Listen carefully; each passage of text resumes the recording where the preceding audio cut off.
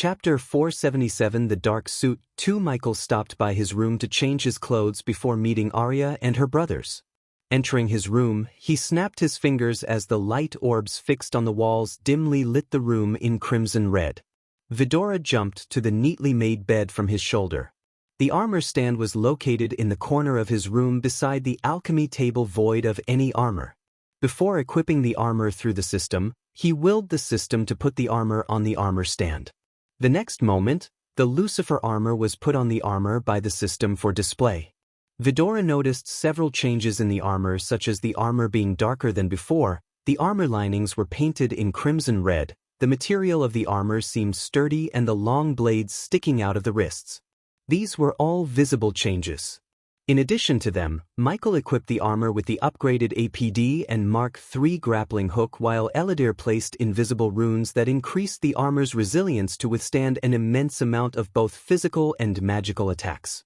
Thanks to the runes, now his armor was resistant to fire except primordial flames.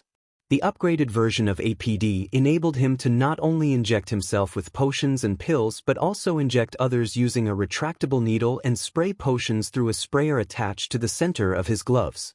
"You made some changes," Ayag commented at the armor. "I call this Dark Suit 2. Michael planned to forge a new, more powerful armor in the future, but for now, he had to make do with this armor. He made all the changes he did to his suit to Gaia's suit too. Except for the chest area in her armor designed to fit her bosom, both armors looked identical. For a few moments, he just stared at the armor, feeling the armor. Instead of willing the system to equip the armor in an instant, he manually wore the armor piece by piece. Sling, sling. After fitting the gauntlets around his wrist, Michael clenched his fist as the hidden blades came out, producing a sharp sling sound. He then raised his hand. A green mist sprayed out of his wrists. "What the heck is that?" Ayag frowned. "Fear toxin," Michael said, checking the APD by injecting himself with a healing potion. Several tests later, Michael put on the mask and finished putting on the armor. The latest underscores are on the L world. CTOM website. He walked towards the mirror to check himself out. To be honest, he looked frightening in the armor. So he decided to shroud himself with the cloud of darkness and light his eyes with eyes of darkness. Unlike before, his eyes were now flaming in dark flames. Since he was standing in his room, near the bed, he avoided conjuring the dark flames around him. Nonetheless, the little bit of dark flames coming out of his eyes was enough for Vidora to sense its overwhelming power. Sarba, who now possessed the god-level senses, noticed the violent surge of energy within him. Just looking at the dark energy within him gave him a headache. He quickly retracted his senses. "So that's the dark flames?"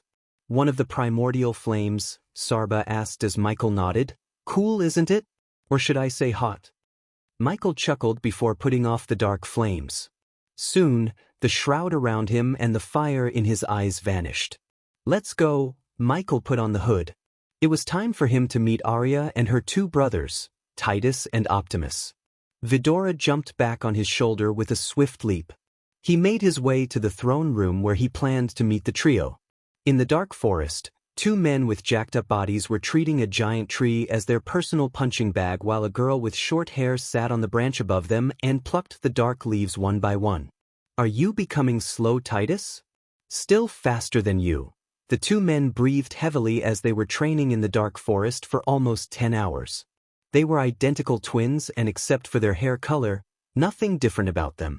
Even Arya would have a hard time if it wasn't for Titus having blonde hair and Optimus having brown hair. They had scars that many used to differentiate between the brothers. However, the healing potions and the rebuilding process healed all their scars. As a result, their skin was now smooth and scarless as a baby's bottom. Life in the dark forest was difficult for the brothers. Mainly it was boring, and they were prohibited to go on a murderous spree on those who enslaved them and killed their family. They still couldn't believe someone resurrected them and healed their bodies completely.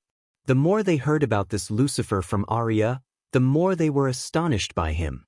The tales Arya told them were simply mind-blowing. Updated at L world. COM deep down in their hearts, they were glad Arya found a godlike figure to protect her. She had grown so much they could tell that. She was not a meek, scared little girl anymore as she defeated both of them in a fair fight.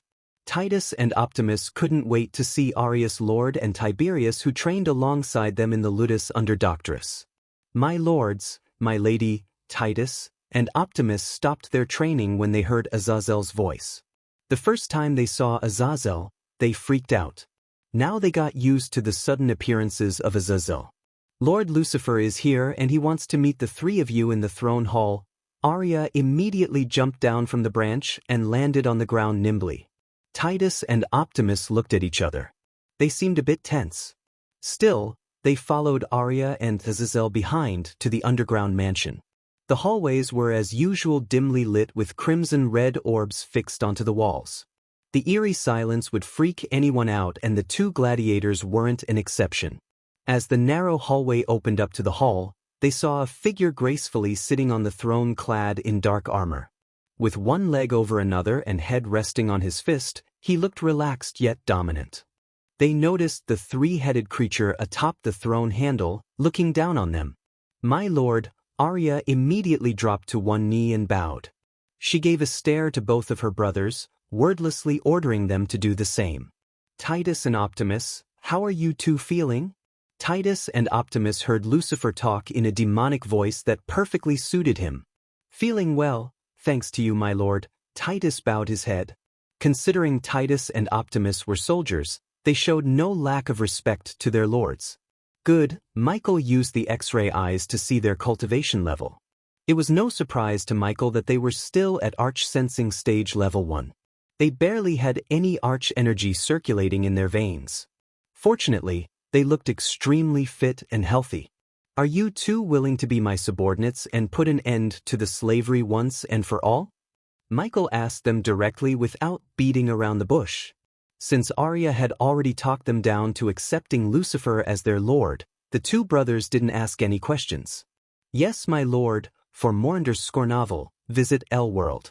The two brothers said, bowing in unison. Does the host wish to accept Titus Atronius as a subordinate? Does the host wish to accept Optimus Atronius as a subordinate?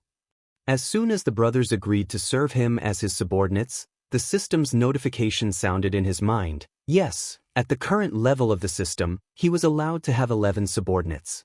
Currently, he had 9 subordinates, and with Titus and Optimus, he had reached the maximum level of subordinates. Of course, he could have more subordinates, but the system rules for a subordinate wouldn't apply to them, and he wouldn't be able to see their loyalty level. He planned to make Daniel his subordinate, except now he had no slots remaining for him. That wasn't a problem, as Daniel and Ricky were absolutely loyal to him. Michael quickly took a look at their loyalty level to see the brothers harboring 56% loyalty towards him, while Arya had 87%. Her loyalty level pleased him, contrary to her low cultivation level. She was still at the body strengthening stage despite taking all the potions and pills he was providing her. She couldn't blame her though, because her body was still adapting to the conditions of cultivation continence. It would take years for her to absorb all the arch energy provided by the pills and potions, and she was considered a genius compared to the rest of the Southerners. So unless he finds a way to quicken the cultivation speed of all his Southern continent subordinates, it would take decades for them to even reach the core formation stage. Showing all these thoughts and future plans to the corner of his mind, he stood up. Families can be your strength and weakness. Remember that. Michael stood from his throne after speaking those words. Now that you three spend time together, it's time to get back to work. Arya, Michael looked at Arya. My lord, take your brothers to Bradford. Sadie will use her connection there to get them into the army. Michael started his long-term plan of army building by sending Titus and Optimus to Bradford, where they would be trained by Ghost. In other words, by himself. Visit L-World. Com for a better user experience. As you wish, my lord. Deep down, Arya was glad to hear Lucifer's order. Compared to serving Lucifer directly, getting appointed as soldiers under the new King Ghost was much safer. According to the information Arya gathered, Bradford was managed by the Sunrise sect rather than the new king, who goes by the name Ghost.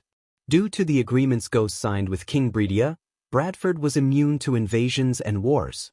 Thus, she knew her brothers would be much safer in Bradford.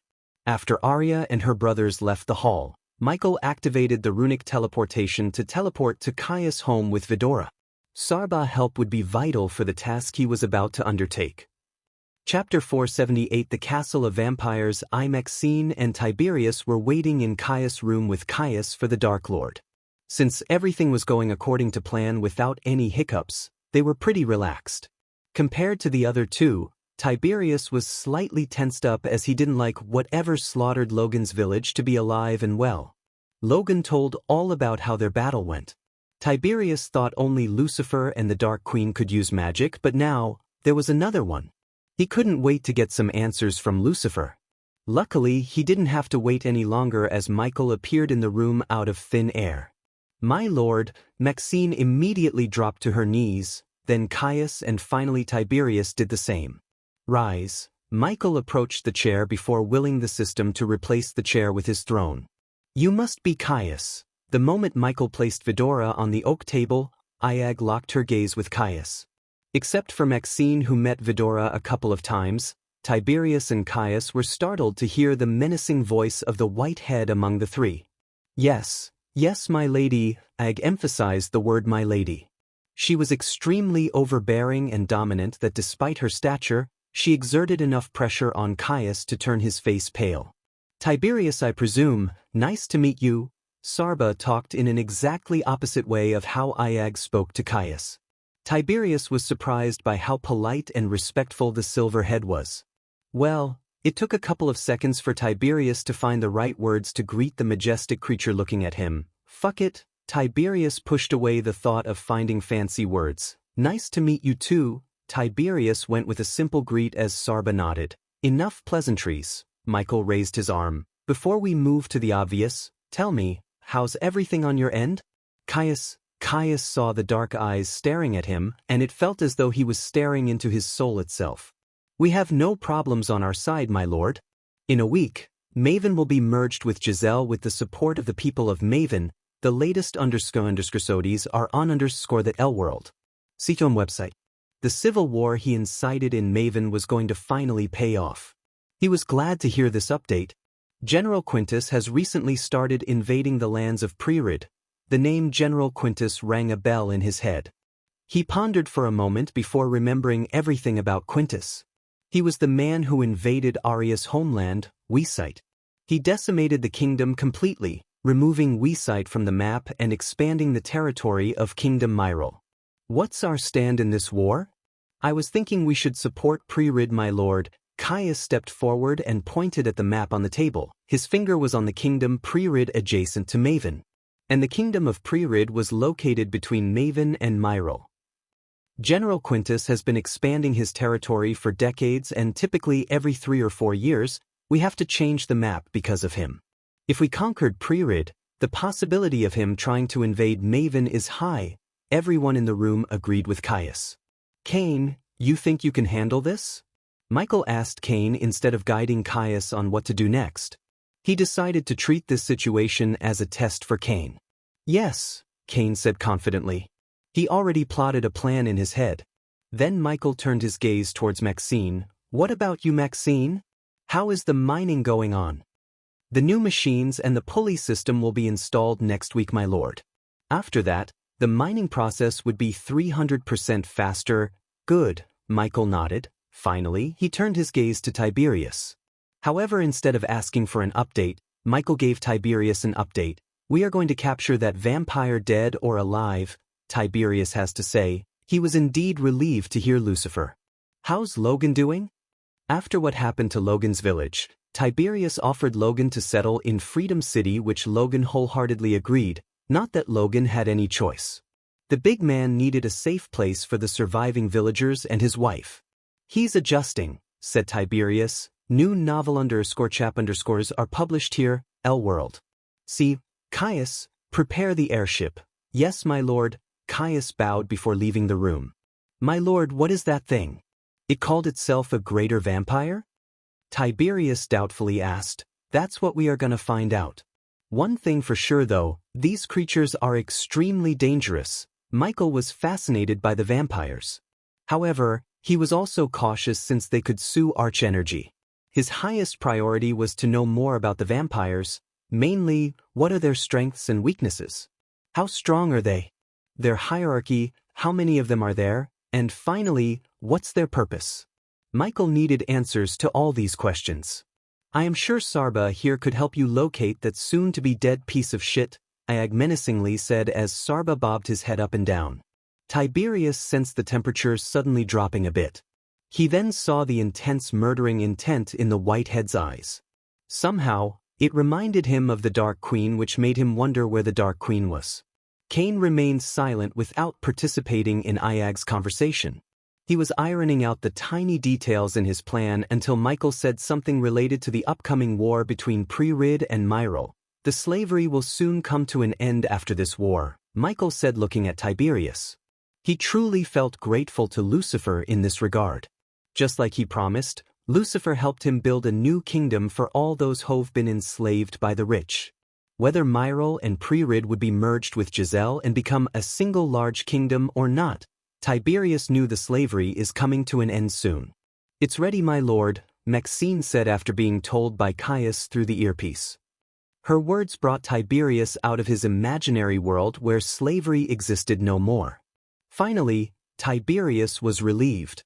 Although it was only 5 minutes since Caius left, it felt like an eternity. The safety of his people was the most important thing to Tiberius.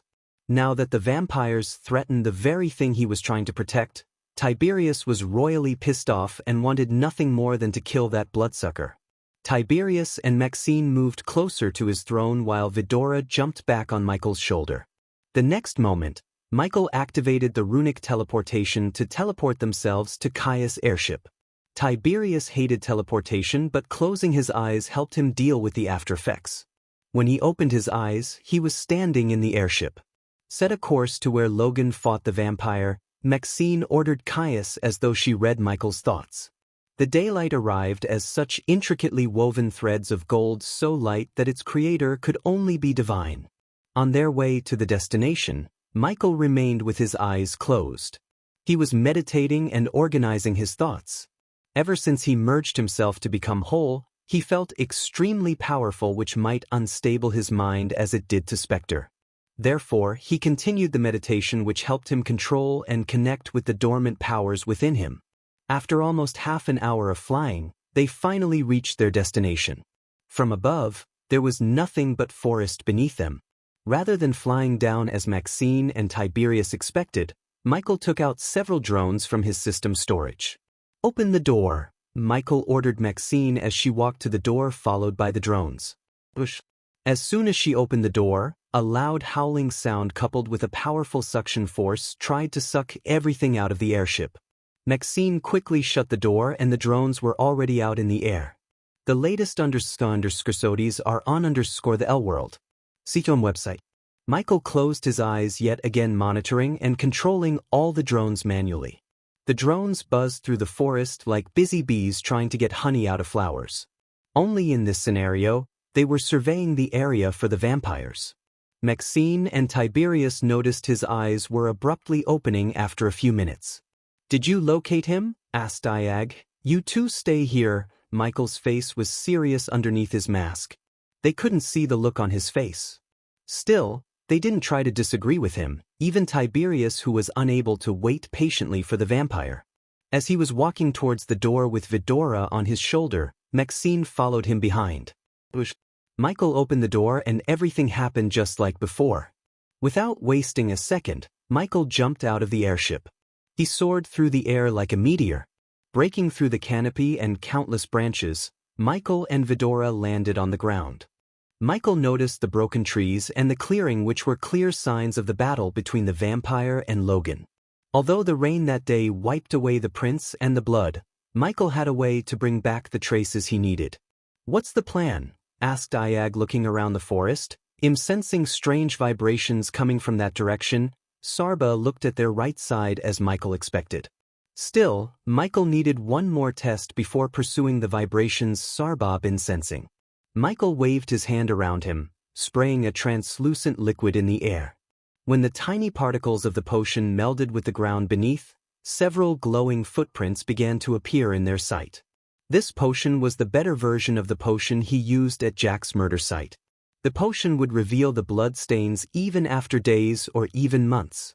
Almost 99% of footprints were chaotic and human, except for the remaining 1%. It looked like a human footprint, however, only that pair of footprints were leading to the place where Michael noticed an anomaly. If that's the footprints of the vampire, I have to say, it awfully similar to a human's system. Teleport Vidora back to the airship if things go south, although I doubt it will, Michael ordered the system. Yes, since Vidora was familiar, he didn't have to pay extra as he already paid up front before making Vidora his familiar. Michael followed the footprints while closely monitoring the environmental scanning map. In addition, the drones were also hovering around them to make sure no one ambushed them.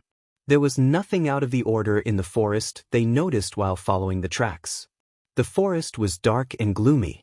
The trees danced to an unheard beat, whispering their songs to the wind.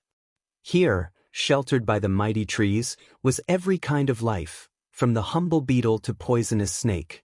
Their journey came to an end when they noticed the glowing footprints were no longer to be found. That's where Michael's X-ray vision came into the picture. What seemed like countless trees and muddy ground intervened with veins and roots. What seemed to be the perfect picture of rainforest wasn't a forest at all. It was an illusion, and Michael could see through this illusion thanks to his X-ray vision. Ignitia, Michael pointed his finger at a tree branch directly above them. The moment the lightning bolt hit the branch, Vidora saw the scenery before them flickering. Soon, the forest they saw just a moment ago completely vanished from existence. Visit L-World. Sium, for the best no_vel_read_g experience, a gloomy grayish area welcomed them, and in the distance, they saw an ancient castle under a blood-red sky. Chapter 479 The Castle of Vampires 2. System, the moment you sense a threat we can't handle, buy a teleportation scroll and teleport me away. Michael telepathically talked to the system. He was standing in what felt like a pocket dimension similar to the one in the dark forest. As far as his environmental scanning could reach, the scanning found no living beings. He knew that didn't mean he was alone in the dimension. Once again, he raised his arm, spraying the potion into the air to reveal the bloody tracks. This place looks freaky, Sarba commented, looking around the freaky castle grounds. There were countless skeletons that seemed like giant birds lay on the ground, half buried in the red sand. He followed the bloody foot tracks left behind by the vampire to the castle. He had reached the 30 steps leading to the castle, yet there were no guards, defenses, or anything for that matter. Michael climbed the stairs, showing no signs of fear. Ever since he merged his soul pieces back together, he barely felt any fear. That didn't mean he was void of fear, he just changed. Before, when his soul was split into 3, he would have been a little freaked out. When they climbed up the steps and saw 2 statues of soldiers flanking the giant oak door.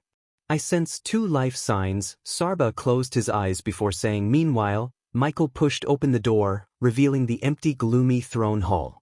As he entered the throne hall, he was welcomed by slim braziers hanging from each of the 12 limestone columns that lit up every part of the throne hall and coat everything in a red glimmer.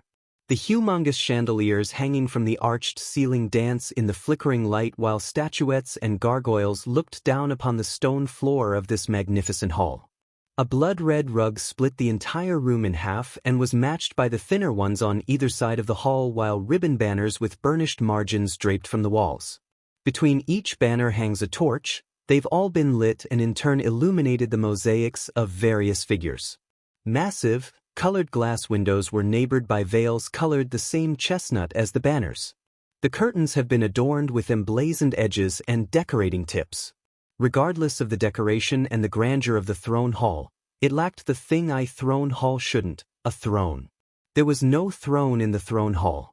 Where the throne should have been was a 4-foot pillar. Atop the pillar one could see a porcelain bowl. Where are the vampires? Are they cocky bastards who think no one would break into their castle, or they are dead? Ayag couldn't help asking after noticing the barren land and the empty throne hall. I told you, I'm sensing 2 living beings. They are down, Sarba informed as Michael walked towards the pillar. While he was walking, Ayag looked around for stairs. However, she found none. The throne hall had no other rooms, stairs, or anything that seemed like leading to the other parts of the castle.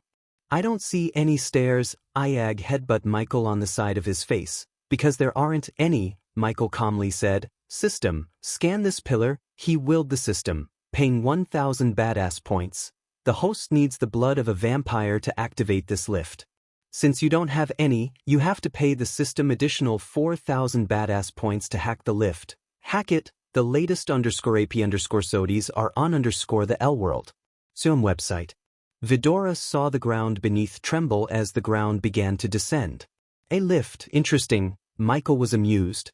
Something told me the vampires might be slightly or ridiculously advanced than the rest of the world. This was the first time he had seen a lift in this world. The lift was descending for almost 10 minutes before it came to a halt. The wall before them slowly slid open to reveal yet another gloomy hall lit with torches. Unlike the throne hall above, this hall was darker, gloomier and had one large round table at the end of the hall. Where are the two? Ayag asked Sarba. There, Sarba looked near the round table. You smell that? Sarba asked. The place reeks of blood. Ayag took a whiff of the air and said, as they were saying, the place indeed reeked of blood. Too much blood to be honest. Michael could imagine what kind of horrors might have happened here or how much blood would have been spilled for the air to turn like this. If a weak-hearted person entered here, they would have been puking their guts out. Even with his mask which was built to filter the air, he could smell the blood. There's a door. When they reached the round table, they saw a metal door on the side of the wall. Rather than immediately checking out what's on the other side of the metal door, Michael hopped over the round table because that's where the bloody footprints ended and a huge splatter of blood could be seen. My gut says it's our greater vampire, Ayag said as Sarba and Kane nodded. Michael squatted down to check out the dried blood. What are you doing? Ayag saw Michael scrap the dried blood off the ground and put chunks of blood into a vial. It's possible they had a meeting here and the higher-ups in the vampire hierarchy killed the greater vampire for leaving witnesses. Kane saw the chairs around the table and connected the dots. Ayag and Sarba nodded as Kane's words made sense. Why shouldn't we ask the one there? Michael pointed at the metal door. Michael calmly walked towards the door but not before placing spider all around the hall and sending a few through the gap between the door and the floor to see what's on the other side. His drones were still flying around the castle grounds to see if anyone was coming, but until now, the drones found no one. The castle grounds were empty. Michael's calm face turned cold as he kicked open the metal door. Visit L-World. Sim for a better user experience boom. The metal door flew into the hall on the other side like a bullet, revealing a cloaked figure at the end of the hall. Vidora could see another figure tied to a pole in front of the cloaked figure. Just in time, I was getting sick of this guardian blood. The cloak figure's cold voice echoed through the empty dark hall. One could barely see anything in the hall, and if it wasn't for the ceiling directly above the cloaked figure letting through some light, the hall would be pitch black. The figure slowly turned around like a supervillain in a movie. The figure took his sweet time taking off the cloak. As soon as he did, Michael was surprised because he had seen him way before. Victor. It was Victor. The same Victor he saw on the Phoenix Island where he had a conflict with Lord Julius. At that time, Victor was a core strengthening stage warrior. On the other hand, Victor had no idea that the man before him was Ghost. Even if he did, Michael didn't think Victor would give a damn. Three-headed Hydra, exotic. Victor licked his lips, and when he did, Michael saw the vampire fangs sticking out of his mouth. They were longer and more menacing than the ones shown in the movies.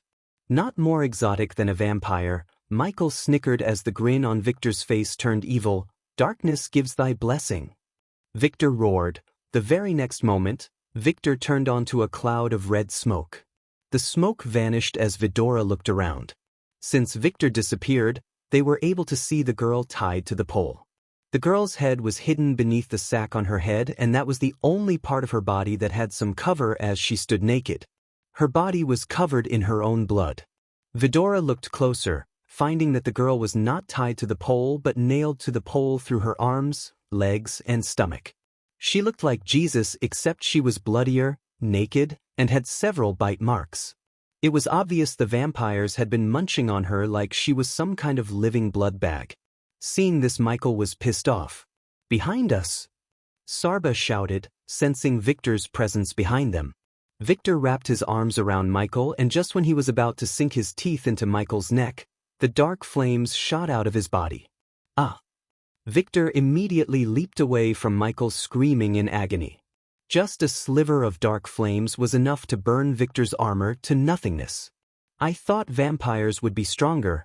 Michael raised his hand as the shadows surrounding Victor moved as though they came to life and grew limbs. They instantly grabbed Victor. You get powers from the darkness. But I am. Michael flicked and pulled his arm as Victor flew right into his arm. The darkness, sling. The source of this _ chapter, L-World. Michael lifted Victor by his neck in one hand and the hidden blade came out of its sheath in the other hand. Michael swung the hidden blade, cutting Victor's right hand, clean off from his shoulder. Victor screamed in agony. However, the right arm grew back in a couple of seconds. Regeneration. Michael's curiosity was just piqued. Victor tried to fight back using his newly grown hand. He cut Victor's hand once again, but this time, he used dark flames to burn the shoulder. I want.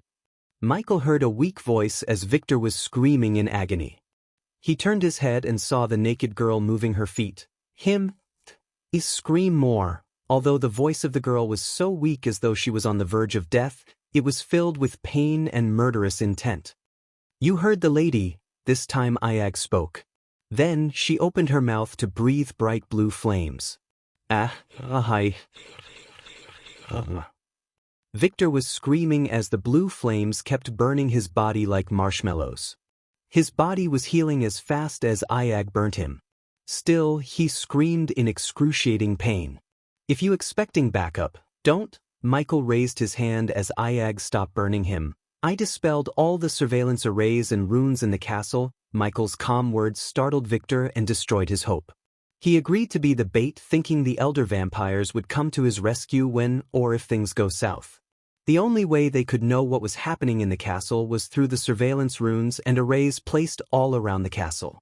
Even Vidora had no idea when he did that and was completely taken aback by surprise. Did you think I will walk into a trap willingly? Michael's evil laughter reverberated in the castle. This time, a large needle reached out of Michael's wrist, injecting a powerful knockout potion into Victor's bloodstream. Finally, his screams and body twitching came to an end. He dragged Victor to the girl by his neck. He then grabbed the sack on her, pulling it away to see her face. Try the L-World. COM platform _ the most advanced _ reading experience. Peyton. Chapter 480. Can Peyton be turned against the Guardians? Michael wasn't as surprised as Vidora was because Michael knew it was Peyton way before he took off the sack around her head. He heard Tiriana and the Alpha Guardian talk about the missing Guardians led by Peyton, and Victor told him he was sick of Guardian blood. Michael connected the dots and reached a conclusion: it was Peyton. Peyton's face was messed up as though the vampires were drinking her blood and beating her up for some sick pleasure. Michael hated the Guardians, but no one deserved this. Peyton could barely say the word. I think we should put her out of her misery, Ayag sighed. Even Ayag, who inherited the personality of Gaia, couldn't help feeling pity for Peyton. No, Michael gently grabbed her bloodied shoulder, injecting her with a little bit of healing potion to keep her alive and with the blood tonic to end her life if she tried to be a hero, although Michael doubted she would. Are you the Dark Lord? Instead of answering Peyton, Michael retrieved a piece of cloth and covered her naked body before removing the nails. System, teleport us to the crypt. Michael willed the system. Since Michael was with Peyton and Victor, he couldn't use the runic teleportation. Hence, the system happily bought a teleportation scroll for 10,000 badass points and used it to teleport them away from the vampire castle, but not before leaving a teleportation rune. Delar and Jesse were attaching mind-controlling chips inside the Alpha Undead when they say Dark Lord suddenly appeared in the middle of the hall out of thin air. Carry on. Michael was too focused on the task at hand to notice the 20 Alpha Undead standing at ease like super soldiers. First, Michael injected Victor with a whole lot of paralyzing poison and fear toxin. Then, he forced Peyton to sit on one of the chairs in front of a large oak table and his throne. Peyton was too traumatized to even look around. Her dead eyes had lost the glow Michael saw in them when they met before. He could only imagine what she may have gone through. You should see this. Michael waved his hand as a giant mirror appeared before Peyton. Peyton's attention was immediately drawn by the feed that appeared. She saw the familiar faces of Tiriana and the person she looked up to the most, Tanulia, aka the Alpha Guardian of Hunter Guardians. Peyton recruited these guardians and... What is it, Tiri? Visit L-World. For a better user experience, the last member she recruited is Sabrina. Sabrina Winston, Noah's little sister. What the fuck was she thinking? She recruited someone who's not even a guardian? That bitch is expendable. But not her. If we are to lose Sabrina and Noah found out that his little sister died because of us, everything will be ruined. The feed stopped as Vidora expected some anger outburst from Peyton. However, Peyton didn't react as they expected. Only tears were rolling out of her eyes. No one knew what she was thinking in her mind. Michael began to play the mind games with her by putting the feed on a loop. That bitch is expendable. But not her. Peyton was feeling so many emotions at once. We have to find her no matter what. Immediately contact every single guardian in the southern continent. I'm authorizing Code Red. Use all and any resources. I need Sabrina found ASAP. I will contact the other alphas. After Tanulia spoke these words in the feed, Michael tapped the table. Your devotion is misplaced, Peyton. You heard her. For them, you who dedicated your whole life to the guild is simply... Michael paused for a moment. Expendable. Michael willed the system to play the feed again, fanning the flames of anger within Peyton's heart.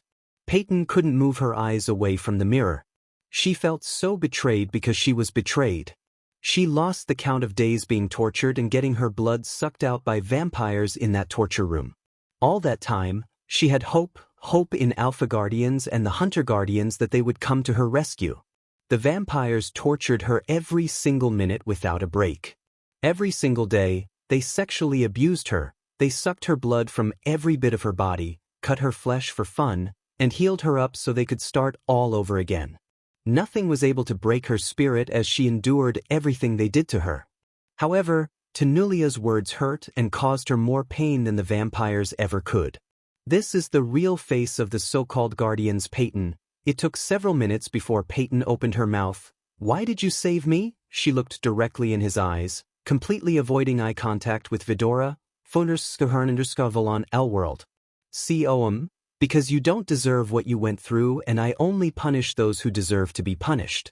You're free to go. I bet they will welcome you with a parade, Iag said sarcastically. Even if they don't throw you in the prison or whatever the Guardians have, your career ends here, Kane informed Peyton. After hearing his siblings talk, Sarba also decided to give her a piece of his mind. You should really think about what you're gonna do next, Peyton. They don't deserve your faith and loyalty anymore. If it wasn't for him, who you people branded evil, you would have been still in that hell. Your guild calls themselves Guardians, but they failed to guard their own. If they wanted, they could have used the resources they are spending on locating Sabrina to save you, your team, and eradicating the vampires. Michael let Sarba talk. He could see Peyton trembling in anger and her blood-red eyes as well as the veins bulging out of her skin was evident of her anger. They're probably not even aware of the vampires because they are too busy searching for one person. The moment you return to your guild, they will treat you more like a traitor than a survivor. Do yourself a favor, don't believe the Guardians and the great clans blindly. They are not what you think. While Peyton was staring at Vidora, Michael moved a spider into her hair, then into her skin through the cut on the back of her neck. Take a long look in the mirror and think about where your loyalty should be. I know you joined Guardians wanting to change the world for the better. If you still want to do that, come find me. Michael slid a card marked with the location of somewhere secluded in the Elon continent.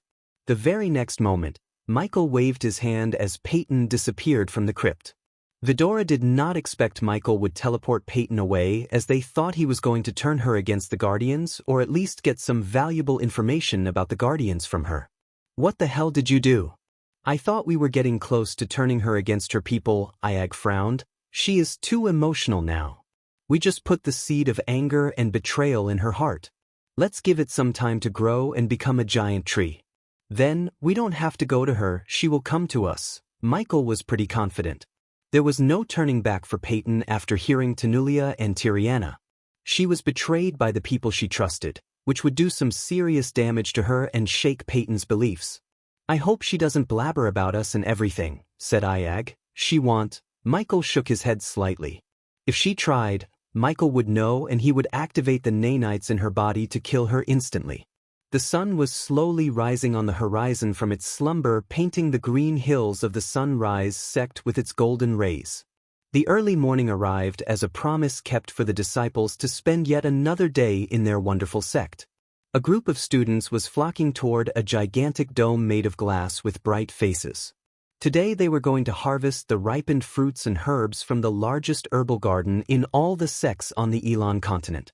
Unlike 2 years ago, the Sunrise sect was filled with disciples.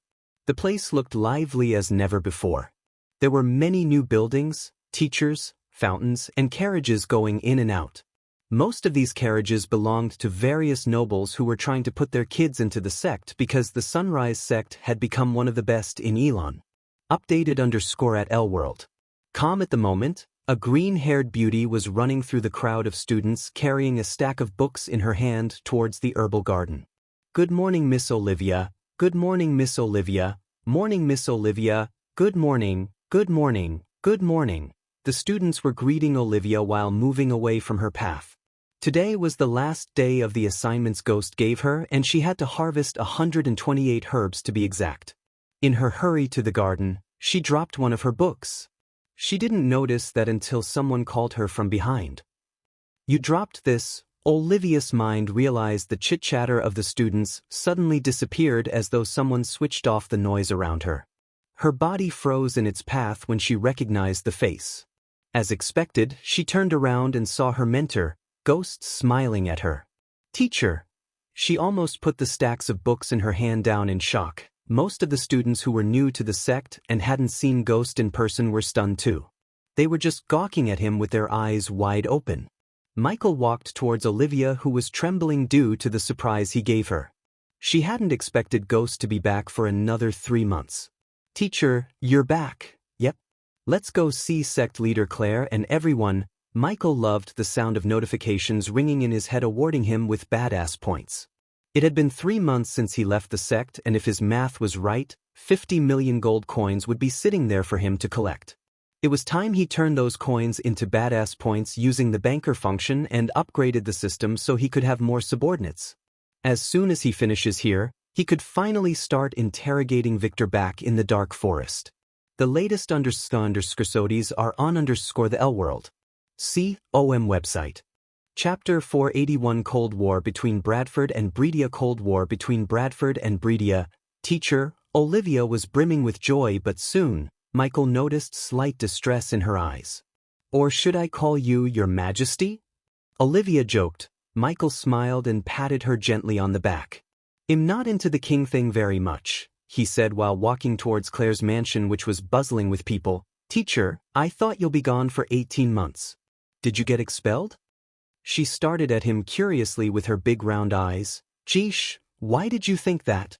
They just got impressed with your teacher's skills and gave him early holidays. Somehow Olivia didn't think he was joking, though he said like he was kidding. For a moment, Olivia dragged her voice as though she was searching for words in her mind. Teacher, how long will you be here? Michael asked. At the same time talking to Olivia, he didn't fail to greet the students who were dying to talk to him. Everyone Michael smiled at was trembling in joy. They were over the moon. A simple gesture like nodding and patting on the back raised Michael's image in their hearts to the next level. For Michael, it felt great to receive badass points just by walking and greeting students. He didn't even do anything badass, yet he was receiving a lot of badass points. A month or so, she halted her steps suddenly as Michael turned to see her looking at him with puppy eyes. Would you please come to the alchemy tournament as a judge? Michael was surprised by her requests. He creased his brows. Visit L World. For the best no___ experience. Alchemy tournament? That was supposed to happen months ago, right? Olivia nodded. Yes, but they postponed it for some reason. It's starting next week, and the guild has been sending me so many letters asking me if you can come to the tournament as one of the judges. Michael couldn't help snicker. What changed? I recall they asked me to come to the tournament as a participant, not as a judge. Michael resumed walking. They said there was some kind of mix-up and someone wrote a wrong invitation. Really? Michael dragged the word as though he was laughing inside. Both of them knew it was nothing but a blatant lie. There was no mix-up or mistake. They were too arrogant to invite someone who was just a fraction of their age as their fellow judge. Now that they learned he got admitted into Mazeroth, they just wanted to curry favor. What's in it for me? And if my memory serves right, you were training a group of students? Yes, I am still training them, and the answer to your first question is Aqua Auction Token. That's what you will get, teacher, should you choose to come as a judge. What's that? Michael asked. He had no idea what the heck is an Aqua Token. But by the look on Olivia's face, he realized that it might be a big deal. Since auctions were places where he could find some really powerful artifacts, he was tempted to accept the Alchemy Guild's request. Why am I not surprised? She sighed, thinking about her teacher's lack of knowledge of what's happening in the world. You heard about the Phoenix Manor auction, right, teacher? Michael nodded. How could he forget that place? He met his vampire friend there, and at that time, Lord Julius, who was a core-strengthening stage warrior, threatened his life. Well, the Phoenix Manor auction is a beggar compared to the Aqua auction. It's one of the most prominent and if not the biggest auction in the world. If you want to actually bid for the items in the auction, the token is the only way. People will pay millions to get their hands on the tokens, so where will this auction take place exactly? Visit to Elworld. Discover_new novels. Kingdom Ilera in our continent. Until now, Michael was only tempted to go as a judge, but after hearing that the auction will take place in the R continent, he decided to accept the Alchemy Guild's invitation. He always wanted to check out the most powerful and the richest continents of them all, but he didn't get the chance till now. When? Asked Michael. If it was before Mazeroth, he wouldn't have worried about the time. Now he had to, as he only got 45 days of break. 2 weeks from today, and do not worry about the traveling time, teacher. The token has a rune that will teleport you directly to one of the rooms assigned to that token in Ilera. You can bring Elia with you and speak of Elia. Olivia looked around to locate Elia. It was rare for Olivia or anyone to see Ghost alone without his other shadow. Stop looking, she is still in seclusion. Heath, Olivia giggled, squinting her eyes. She forgot the thing that's been bothering her for a moment. Both of them discussed alchemy on their way to Claire's mansion, and when they entered the mansion, they saw Claire sitting on a throne-like sofa and talking to several men and women in their middle ages. She had one leg over another and looked intimidating like a queen. That's your problem. I want the patty seeds delivered on the agreed date. Claire's brows arched up as though they were a pair of swords. Her voice and demeanor were extremely dominating, which made Michael appreciate her. If I heard one more bandit attack or out-of-stock excuse from any of you, I will personally bring down the wrath of the entire Sunrise sect on every single of you. Michael could see the people shivering from where he was standing. In her furious state, Claire failed to notice Ghost standing in the hallway. What about you, Lord Cyril? Claire turned her gaze to the one sitting right to her. What made you hand over the working contracts to Kethin instead of Bradford? As I recall, you always hired the people of Bradford, not Kethin. Your decision has cost hundreds of people losing their jobs. Olivia began to shudder. Everyone in the sect was trying to fix the situation of Bradford before Ghost came back from Mazeroth. They all feared how Ghost would react if he knew what's going on in Bradford. Claire and the elders didn't try to hide the situation, but they wanted to deal with the situation themselves instead of involving him or Elia. Sect leader Claire, can we address the elephant in the room? We are here because of the Cold War between Bradford and Bredia. Our hands are tied, sect leader Claire. We cannot make an enemy out of King Bredia and Ghost. That's King Ghost for you, Claire coldly corrected the brown-haired man. Pardon me, sect leader, we cannot make an enemy out of King Bredia or King Ghost. We may have given the jobs to Kethin, but we will give the mining contract to the people of Bradford. That would suffice, right? The man tried his best to sound as polite and courteous as possible. The most up-to-date NOV_Ls are published here Elworld. People of Bradford are not miners, Lord Cyril. They are farmers and fishermen. Besides, the mines at the border between Bredia and Bradford. I don't have to remind you how many men and women Bredian soldiers arrested for some phony crimes they never committed in the first place. Michael was listening to her words calmly. His calmness freaked Olive as she knew that there will always be calmness before a freakin' storm. That's why we recommend you hold a peace talk with King Bredia and sort this out, sect leader Claire. We feel like we're stuck in a tug of war between Bredia and Bradford, the dark-haired woman sitting next to Cyril pleaded to Claire as they all bobbed their heads. In 3 days, King Bredia will hold a gala celebrating the engagement between Princess Catherine and Andrew Winston. If you would. Lord Cyril didn't finish his sentence as his words trailed away. They were merchants who had several contacts in both kingdoms. Through those contacts, they learned that King Bredia hasn't invited anyone from Bradford, not even for a courtesy. Thus, they were practically asking Claire to go uninvited and hold a peace talk with him, which had the highest possibility of her being humiliated or disrespected by King Bredia and his men regardless of her status. It's more appropriate for me to attend. Before Claire could respond to Cyril, another voice reverberated in the hall. They all turned their heads in the direction where the voice came from and saw Ghost walking towards them. They felt chill running through their spines as they immediately stood up as though their seats were on fire. Ghost, Claire lost her domineering demeanor when she saw him. A wide grin from ear to ear emerged on her cold face. She almost hugged him, but fortunately she stopped herself with only squeezing his hands. King Ghost, Your Majesty, some addressed him by King while some mumbled Your Majesty in shock and surprise. The pressure on their shoulders just multiplied by 1,000 folds after he made his appearance. They thought Claire was exerting dominance until he appeared. Sect leader Claire, you're looking good. Before dealing with the situation at hand, Michael greeted Claire with a smile. He took Claire by her hand and made her sit on the sofa back. Olivia stood beside Claire waiting to see how is he going to deal with the merchants. I am sorry for the hardships you've been facing because of Bradford.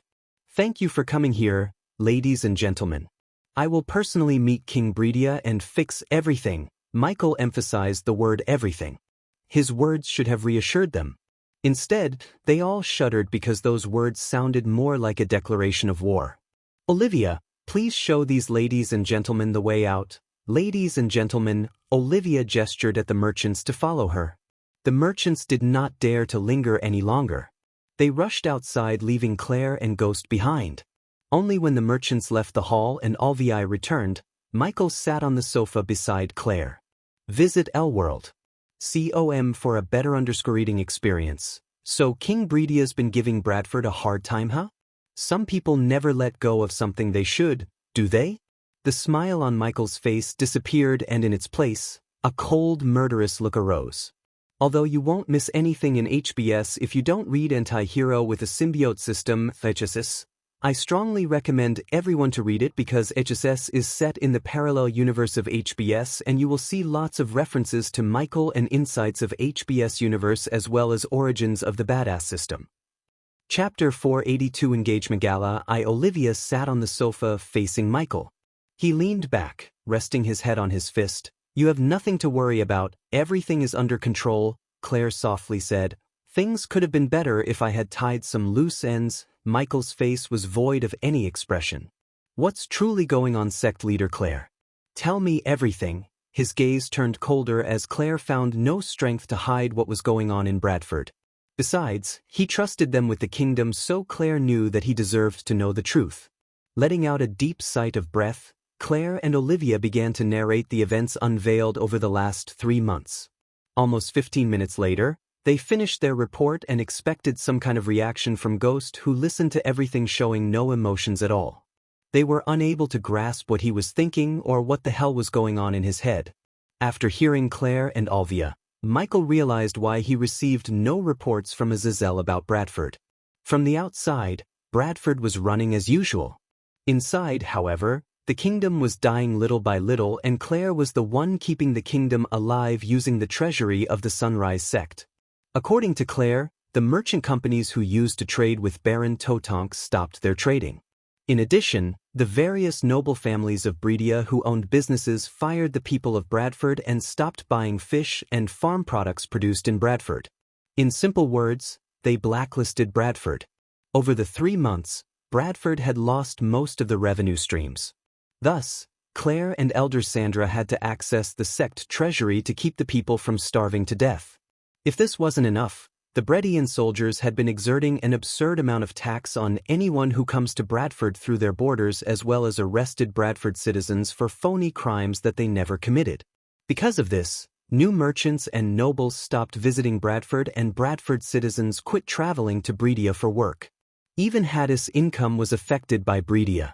Michael doubted that the nobles of Bredia visited Hades much over the past 3 months. Claire also mentioned that some of the prominent noble families left Bradford, and those who worked for them lost their jobs, which enlarged the hole of unemployment. Altogether put a major strain on Bradford. If it wasn't for Claire's deals with lesser nobles and new merchants, the kingdom's economy would have completely collapsed. However, Claire and Sandra weren't magicians who could perform a miracle and fix the economy right away. Without new revenue streams and new jobs for the Bradford citizens, the kingdom would sink eventually. Olivia, Michael turned his gaze to Olivia, your father has contacts in Bredia, right? Olivia nodded, but she had no idea why was he asking. Do me a favor and ask him if King Bredia has anything to do with the situation on Bradford. Instead of Olivia, Michael heard another voice. He turned his head and saw Ricky and Daniel entering the hall. Michael was impressed by their transformation. Both dressed in black robes and had neatly pruned shoulder-length hair. Their hair looked glossy, just like their skin. The latest underscores are on the website. Finally, they both reached an adequate cultivation level. Due to his X-ray eye, he could see Ricky was at core formation level 2 while Daniel had reached level 3 and was just a few months cultivation away from reaching the next level. We have some information regarding that Master Ghost. Ricky and Daniel bent their backs and bowed deeply. For them, Ghost was their god. Their adoration towards him was evident by the way they bowed. Sect leader Claire, Lady Olivia, they then bowed towards Olivia and Claire before turning their gaze back at Ghost. We wanted your permission, but you weren't here, Master Ghost, so please forgive us for buying this information from Lord Information. With a flick of his wrist, Daniel took out a silver parchment from his space ring. Claire wasn't surprised as Olivia because she knew they might do something like that. Although Daniel and Ricky took care of things related to the sect too, they were ultimately Ghost's minions. So Claire knew it was not her place to tell them what they could and couldn't do. So you two took initiative, good. I like that. Ricky grinned from ear to ear since it was his idea to buy information from Lord Information regarding Bradford's status using Michael's coins. Daniel was reluctant to take Ghost's coins, but Ricky convinced him Master Ghost liked them to take the initiative. Just like Ricky said, Michael liked what they did. He always wanted his subordinates to act on their own for the betterment of him instead of always looking for his orders and guidance. The parchment contained all of King Bredia's meetings for the last 3 months. After reading the parchments, Michael handed over the parchment to Claire. Sect leader Claire, see if these were the people who revoked their support to Bradford. It was obvious to Michael that King Bredia was the one behind everything. Still, Michael handled the situation calmly rather than resorting to instant violence. Claire laid her eyes on the parchment and in a few moments, she creased her brows. She knew this deep down, yet looking at a solid proof felt weird. Every single one in this list either left the kingdom or stopped dealing with us all of a sudden. Claire said, I don't think we need more proof on King Bredia is the one behind everything. Ghost, don't do anything rash.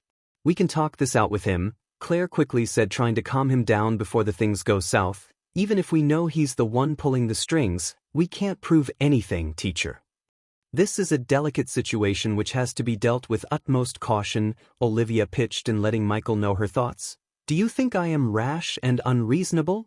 Michael asked the two girls. When he looked at Daniel and Ricky, they immediately shook their heads, wordlessly telling him he was neither. If anyone was unreasonable and rash, it's King Bredia. He was the one who decided to marry his daughter to whoever won the tournament.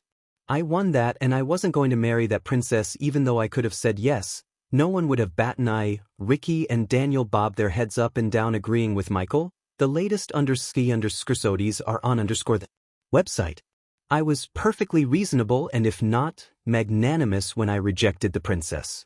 Now Princess Catherine gets to marry her love and King Bredia gets to see his daughter happy, all because of what I did. Olivia agreed with Ghost. She had met hundreds of men in her life and she couldn't find a single one who would have rejected a princess. Despite what the others were thinking, she knew her teacher was a good guy. Otherwise, he would have married her and destroyed her love without batting an eye as most would have. If she was in King Bredia's shoes, she wouldn't have messed with Bradford. All I asked in return is being left alone. Tell me, sect leader Claire, why can't he leave me be? Claire had no answer for him as he turned his head to Daniel and Ricky. When is this engagement gala? In 3 days, right? Yes, Master Ghost, as Ricky said. Michael stood up and so did Olivia and Claire. Ghost, what are you going to do? Asked Claire with a worried face. The last thing they needed was an open war between Bradford and Bredia. Although Bradford had 1/3 of Bredia's army, they were nowhere near to defeating Bredia in an all-out war. Don't you think I should attend the gala as a well-wisher of Bredia and the princess? Claire's heart skipped a beat when she heard him. They all felt a chill running through their spines because his words sounded colder, drenched in killing intent. Ricky, go to Grand Spire Bank in Flamefair and ask Miss Valric to meet me at Hades. Bradford owed Sunrise Sect millions of gold, and there were some things Michael wouldn't do even for millions of badass points, and one of those things was being in debt. Thus, he decided to pay the amount Claire gave to Bradford from the sect's treasury. Ghost? Claire tried to stop Ghost from doing whatever he was planning to do, but before she could say anything, he raised his hand. This is something I have to deal with myself. Claire? Michael cast the lightning dash spell and disappeared from the room, leaving a trail of golden light. How strong is he now? Olivia wondered. The pressure Claire felt when he cast the spell was several times stronger than what she felt around her grandfather. Somehow Claire couldn't even think that he had reached the soul-refining stage. Michael didn't stop until he reached Hades. Most of the Rivertown people were going on with their lives when he descended to the doorsteps of Hades. Before many on the streets could notice, Michael entered Hades and saw the restaurant was loaded with people. Except for a few tables reserved for him, elders of the Sunrise Sect, and his subordinates, the rest of the tables were occupied by the nobles and rich from various kingdoms and families. Visits. For the best no_vel_squingy experience, Michael raised many eyebrows as he entered the Hades, especially the girls who stared at him as though they were gonna eat him alive. He made his way to the table reserved for him. It was a curved sofa located at the far end of the hall. It was only a couple of seconds after he sat when he saw Gloria rushing to his table from the back. Master Ghost. Gloria immediately bowed, greeting him with a wide smile. Michael disliked being addressed as His Majesty. Somehow it felt weird for him. Therefore, he ordered everyone to keep addressing him as Master Ghost instead of Your Majesty. Hey Gloria, how are you? Michael asked with his usual gentle, alluring smile. I am doing wonderful, thanks to you, Master Ghost. Sorry, we didn't expect you. I could have done something special. No need, I just wanted to surprise my favorite manager, Master Ghost. Gloria let out a shy grin as her face reddened slightly. Where is Raylene? In the kitchen? Gloria bobbed her head as Michael expected. I should go tell her you're here. Hearing her, Michael shook his head. No. It seems you guys are so busy. Let her work, I can meet her after we close. This time, Gloria, who was the one, shook her head. No, Master Ghost. If I don't let her know you're here, she will fire me. Please let me inform Lady Raylene, Master Ghost. Michael chuckled, looking at her, pleading with puppy eyes. Okay, and I would like a glass of grape juice and special, please. Coming right up, Master Ghost. The nobles who saw the conversation between Gloria and Ghost were pleasantly surprised. Many heard that he was a man of simplicity despite his talents. It was truly stunning to witness his simplicity in person. The latest underscores are on the website. Now they knew why the people of Rivertown worship him regardless of the recent hardships they were facing. Chapter 483, The War Between the Pentown and Flamefair. As soon as Gloria went into the kitchen, Raylene rushed out. Her sweaty face had a wide, bright smile. Master Ghost. She tried to kneel down, but Michael stopped her by grabbing her shoulder. Sit down. Michael had to apply some pressure to make her sit down beside him. Her rosy face was completely drenched in sweat. Michael could notice the redness in her hand, which was a mark of her hard work. I hope everything's going well, Raylene. Yes, Master Ghost. You have nothing to worry about. Me and Gloria even thinking about opening another branch in Royal Land. Her words really made Michael happy. It felt great for him to see his subordinates finally making up good decisions themselves without his guidance. For him, It was like seeing the birdlings spreading their wings and flying away from the nest on their own. Raylene leaned back on the sofa facing Michael's eyes. We are just waiting for Lady Elia to come out of her seclusion and clear up some of the financial sides of things. Master Ghost, is she still in her seclusion? Michael nodded, but go ahead. I'm meeting someone handling my account in Grand Spire. I will transfer the coins to your account. About that, Master Ghost. Raylene scratched her temples. I took the liberty of opening a separate account in Grand Spire for the restaurant and I've been depositing the profits into that account. Look at my Raylene, all grown up. Michael laughed as he ruffled her head as though she was a little girl to see her giggle. Any problems transferring the coins to the bank? Asked Michael. Considering Raylene would have to physically bring the coins to the bank and deposit them into the account, she was vulnerable to getting attacked by thieves or bandits. Good thing Michael let Lord Malin handle the security side since the Bradley family specialized in providing security.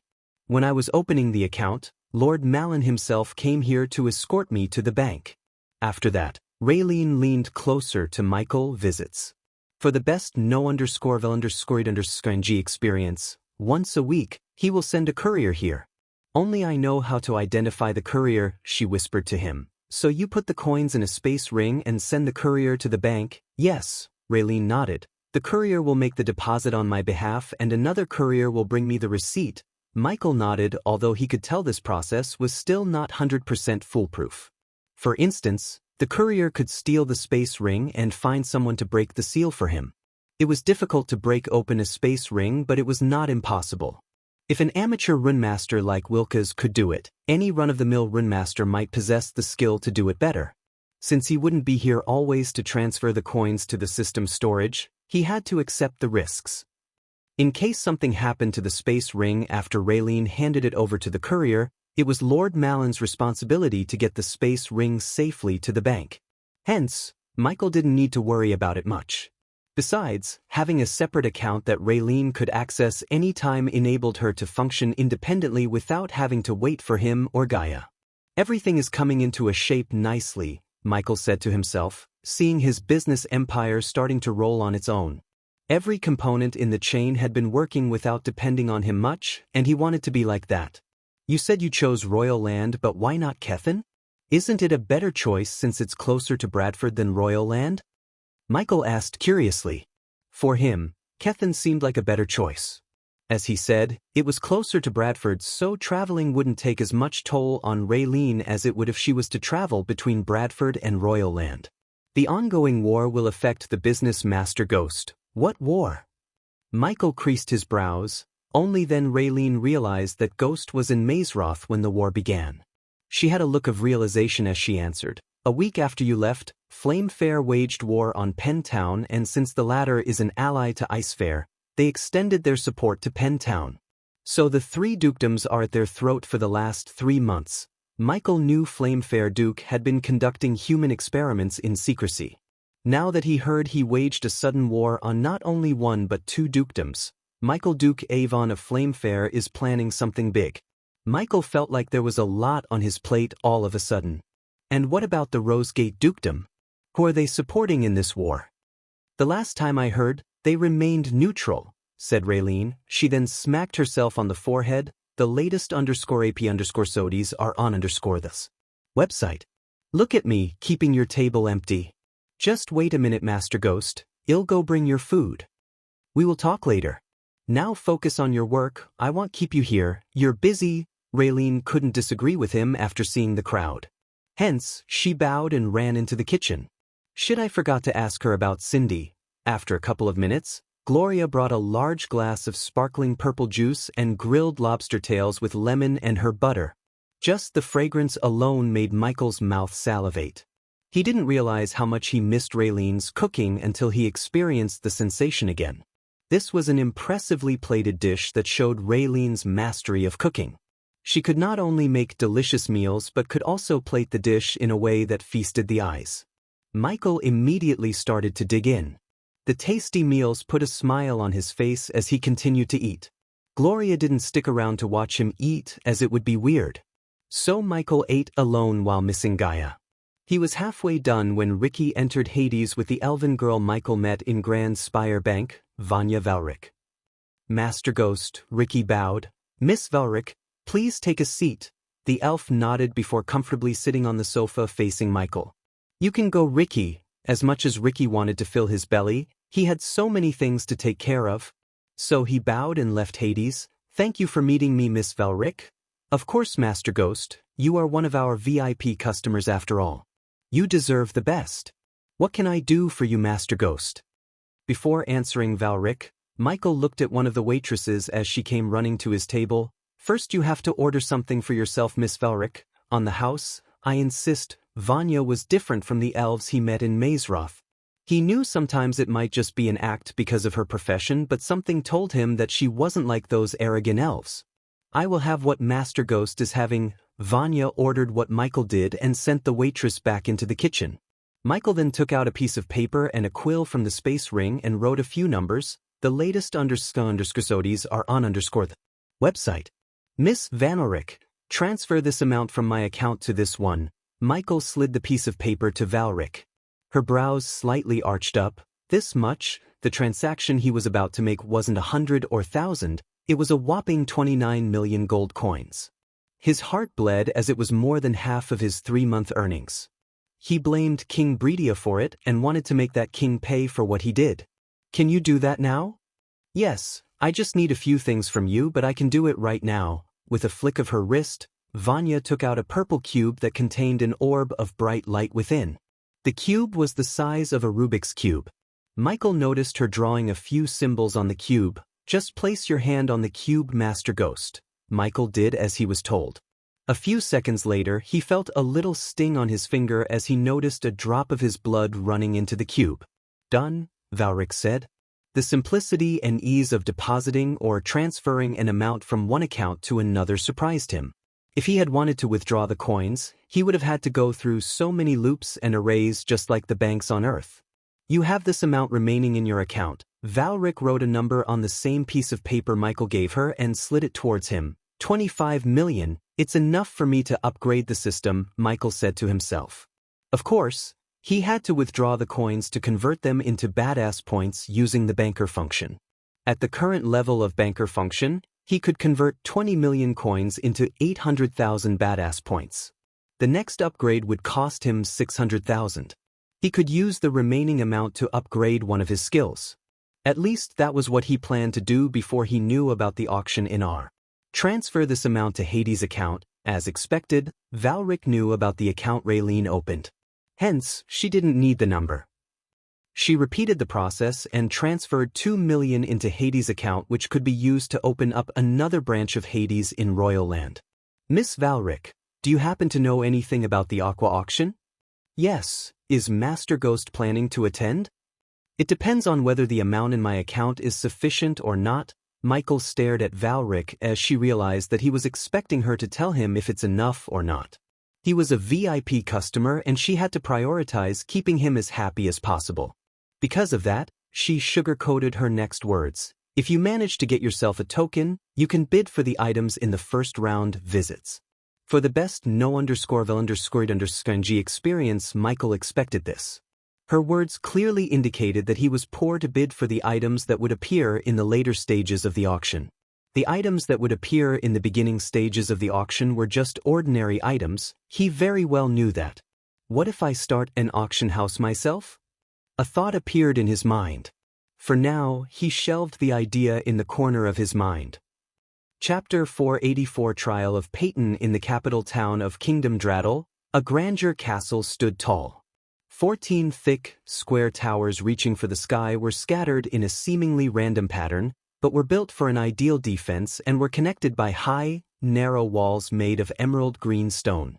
Grand windows were scattered generously around the walls in seemingly perfect symmetry, along with asymmetric crenellations for archers and artillery. A great gate with giant metal doors, a drawbridge, and a moat guarded the only easy way across the river. Well-kept gardens with fragrant flowers, gorgeous trees, and many bushes decorated the outside of the castle. This castle had clearly stood the test of time. The rocks of the walls were aged and vines and plants grew inside the cracks. But this castle would last for ages to come. Currently, several carriages were going in and out of the castle, and Peyton was in one of those carriages. The Guardian Guild had several headquarters sprinkled throughout the world, and this castle was the headquarters of the Elon continent. This was where they dealt with everything related to the Elon continent. Peyton remained silent throughout her journey from the southern continent to her manor to the castle. The memories of Alpha's guardian abandoning her for Sabrina kept flashing across her mind. She could not stop it. Her blood was boiling in rage. Not in a million years did she think she would be betrayed by the Guardian Guild, especially by the Alpha Guardian whom Peyton worshipped as a god. To this moment she had a hard time believing she was saved by the Dark Lord. After seeing the images he showed her, she didn't think the Guardians would have ever looked for her. Deep down she knew if it wasn't for the Dark Lord, she would still be getting tortured by the vampires. Unlike what one would expect, no one stopped the carriages to search them. There were countless runes and arrays placed all around the castle that protected the castle from intruders and enemies. When a guardian was initiated into the guild, they would receive a mark. If anyone tried to enter the castle without bearing this mark, they would be immediately incapacitated and arrested by the elite soldiers patrolling the castle grounds. Since Peyton had the mark, she entered the castle grounds without any hiccups. In addition, there was an array designed by a 6-star runemaster that suppressed all the Guardians' cultivation levels to the body-strengthening stage except for a selected few, including Peyton. However, at the moment she felt her cultivation was being suppressed to body-strengthening stage. Peyton creased her brows. For a second she thought it was some kind of mistake, but then, she remembered the words of the 3-headed creatures she saw with the Dark Lord. The moment you return to your guild, they will treat you more like a traitor than a survivor. The carriage gradually came to a halt. Peyton remained in the carriage for a few moments, trying to calm her mind. Then, she stepped out of the carriage onto the courtyard. The courtyard was decorated with a large fountain in the center and neatly pruned gardens. The paved ground was clean and spotless without a speck of dust.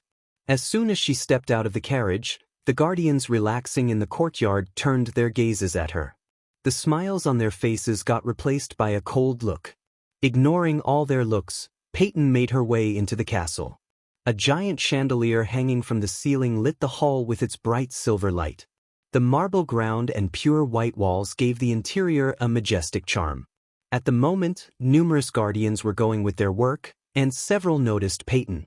Just like those guardians outside, all of them had a cold look on their faces. Visits. For a better user experience, Peyton. From the crowd, Peyton heard someone calling her. She turned in the direction of the voice to see Zanali, her best friend, running towards her. Peyton, Zanali pulled Peyton close, hugging her tight. Thank the gods you're all right. She squeezed Peyton, refusing to let her go. At least someone is glad to see me, Peyton expressed her thoughts. Zanali finally released Peyton from the hug. Let's go to my quarters and talk. Your quarters? Peyton frowned. Before Zanali could answer Peyton, she asked another question. What happened to my quarters? Zanali avoided eye contact while wringing her hands. Well, talk about that. Come on. Zanali grabbed Peyton by her hand before dragging her towards a polished door made of white wood. Peyton's quarters was just a couple of doors away from Zanalis.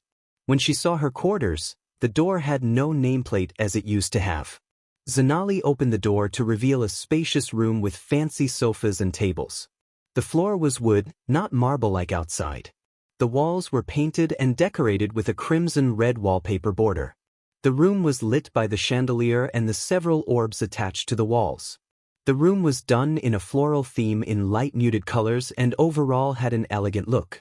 Among the first things Peyton noticed walking in was a portrait of a graceful red-haired woman sitting on a throne. She had a resemblance to Zanali, which indicated to Peyton that she was Zanali's mother. Zanali and Peyton sat on the cushioned sofa as Zanali began to brew them a cup of tea. I never lost faith in you, Peyton. I knew you would return, Zanali said, giving the cup and saucer to Peyton. Where is Sabrina? Tiriana and the Hunter Guardians kept everything hush-hush. But I heard your team disappeared from the safe horse without a trace. Normally Peyton included Zanali in all of her teams, but due to Zanali having to leave for Nagaland, she couldn't be a part of Operation Desert Eagle. But everyone including Tiriana and Tanulia thought Peyton recruited Sabrina. In truth, Zanali was the one who recommended Peyton take Sabrina in her stead. I saw the way everyone looked at me. What's happening here, Zanali? Zanali sighed as she placed her hand atop Peyton's. She tried to console her by gently squeezing her hand. Visits. For the best experience, those idiots are thinking you led Sabrina into a trap because... Because what? Peyton furrowed her brows. Because the higher-ups promoted Noah to captain instead of you. Peyton clenched her. The anger within her exploded like a volcano. Her eyes turned red due to the veins popping out. They think I led my team into a trap and killed them because I didn't get a promotion, Peyton asked, gritting her teeth. They are idiots, Peyton. Don't give a damn about what they think. They all like Noah and that's why they've been acting like this. When you tell the truth in the hearing, they will realize how wrong they are. Her words were supposed to calm Peyton down, but instead, when Peyton heard her, her rage multiplied by several folds. Zanali noticed Peyton's hands trembling. Yeah, everyone like Noah who spends most of his time doing God knows what, but they don't give a shit about those who risk our lives for the guild and its principles. Ching. Peyton crushed the teacup before standing up. Even you asked me where is Sabrina, not what happened to you, Peyton's voice stuttered. She didn't raise her voice even though she was raging in anger. To be honest, she couldn't raise her voice. The mix of emotions she was feeling right now suppressed her voice. Peyton, it's Dash. Tell me, Zanali, the Desert Eagle operation is supposed to be off the books. How did the rest of them know about it? How did they know who was in the team? Peyton's eyes welled up behind her glasses. The Alpha Guardian, she asked, disclosed the operation and asked everyone to look for you. Peyton let out a miserable smile as she shook her head. Not me, Zanali, Sabrina. They asked the Guardians to look for Sabrina. Zanali couldn't rebuke because what Peyton said was the truth. The Alpha Guardians specifically told them to search for Sabrina discreetly. As far as the Winston family was concerned, Sabrina was in seclusion at Holy Trident Academy. Since Noah left Elon searching for something, he had no idea about his sister's disappearance. The latest underscores are on website. Do you know what they did to me? Just as Peyton was about to reveal what happened to her in the southern continent, someone knocked on the door. Who is there? Asked Zanali. The hearing is going to begin soon. Peyton didn't need any explanation. She knew the hearing was for her because she expected this to happen. The Dark Lord and the three-headed creature were right. Regardless of what she wanted to believe, everything they told her had been the truth. She started to think the Dark Lord may have been right all along. If she was the Alpha Guardian, she wouldn't have played favorites. Peyton would have sent teams to look for everyone. Moreover, she wouldn't have let the Guardians brand a loyal Guardian a traitor until she received all the facts. Peyton, Zanali stood up. As a best friend, she thought she knew what was going on in Peyton's mind. However, in truth, Zanali couldn't even grasp the amount of rage and sadness in Peyton's heart. The feeling of realizing that the Dark Lord, who Peyton thought was the ultimate evil, was in right rather than the guild she believed in her whole life, crushed her heart. Let's get this over with. Lead the way. When Zanali opened the door, they were welcomed by the silver-armored soldiers. Each soldier was armored to the teeth. Despite the look, the armor was as light as a feather but strong enough to withstand an immense amount of attacks. These were the elites of the castle, the soul-refining stage warriors. Miss Peyton, follow us. The Guardians were staring at them as the soldiers escorted Peyton to the upper floor through the stairs, followed by Zanali. Peyton felt like a prisoner but uttered no word. Eventually, Peyton reached a giant metal door.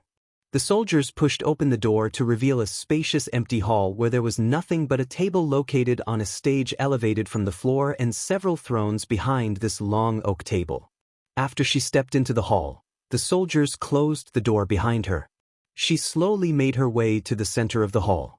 Soon, a man dressed in red robes appeared below the table. The hearing about the Desert Eagle operation will begin shortly. As Peyton was waiting for the higher-ups to appear, Michael was seeing everything through the spider he placed on Peyton. The old spider he made would have been destroyed by the arrays when Peyron entered the castle. Thanks to Eladir, his new spiders were undetectable.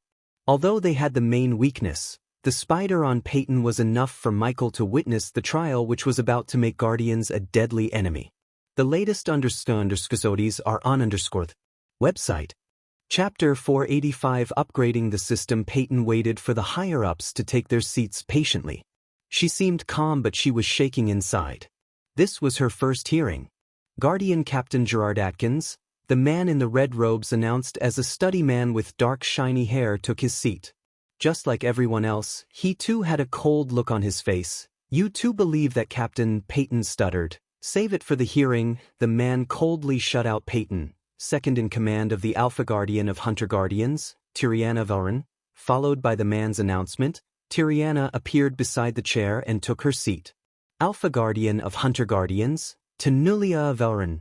Tenulia, the Alpha Guardian, teleported beside the seat in the middle of the table. Peyton subconsciously bowed as she was used to.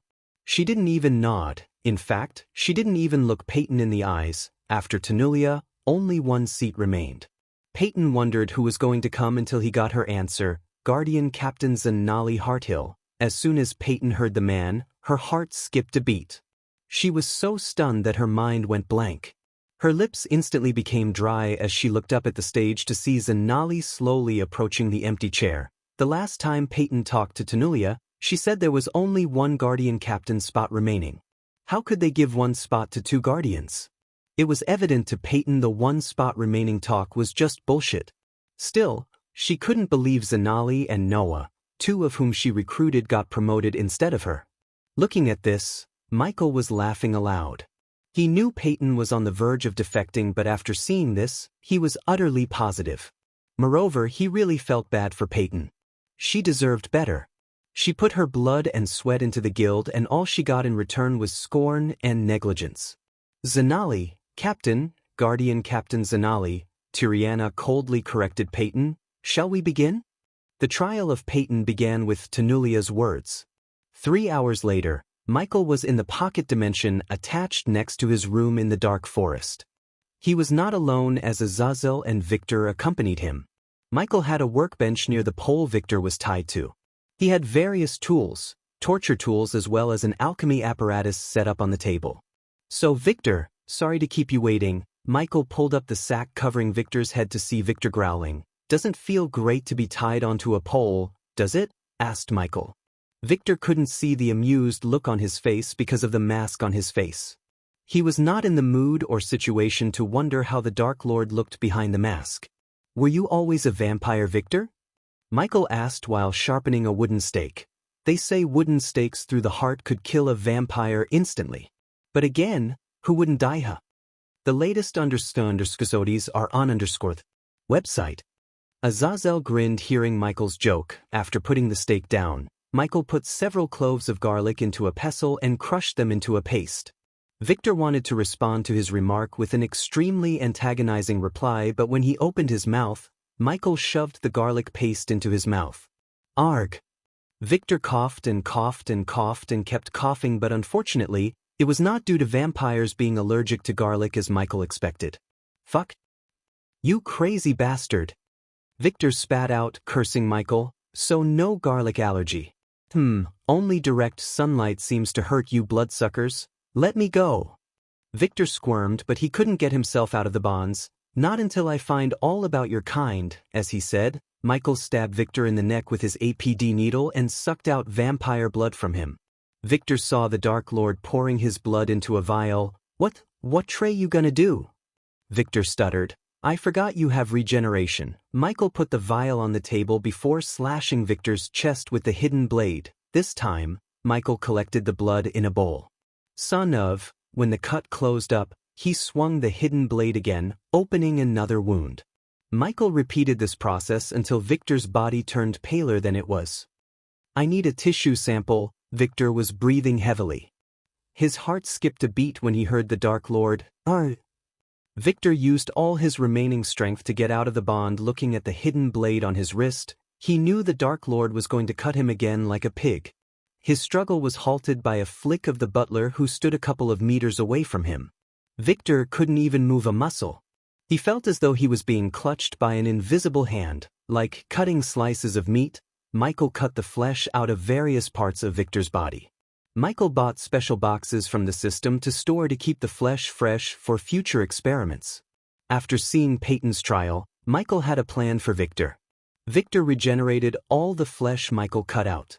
Michael was truly surprised by the speed of the regeneration speed. Only the dark flames seemed to stop the regeneration. So if he wanted to kill a vampire, he either had to cut the head off or stab them with a blade covered in the dark flames. Unfortunately, the latter was not efficient as no blade or metal could withstand the heat of dark flames. After fighting with Victor back on the southern continent, Michael had to replace his hidden blade. He turned to the system for a strong enough metal only to know that the current system level was too low. Visits. For the best no_underscore experience, my lord, it's ready, Azazel informed Michael. Well, continue this after I return. Finally, Victor heaved a sigh of relief.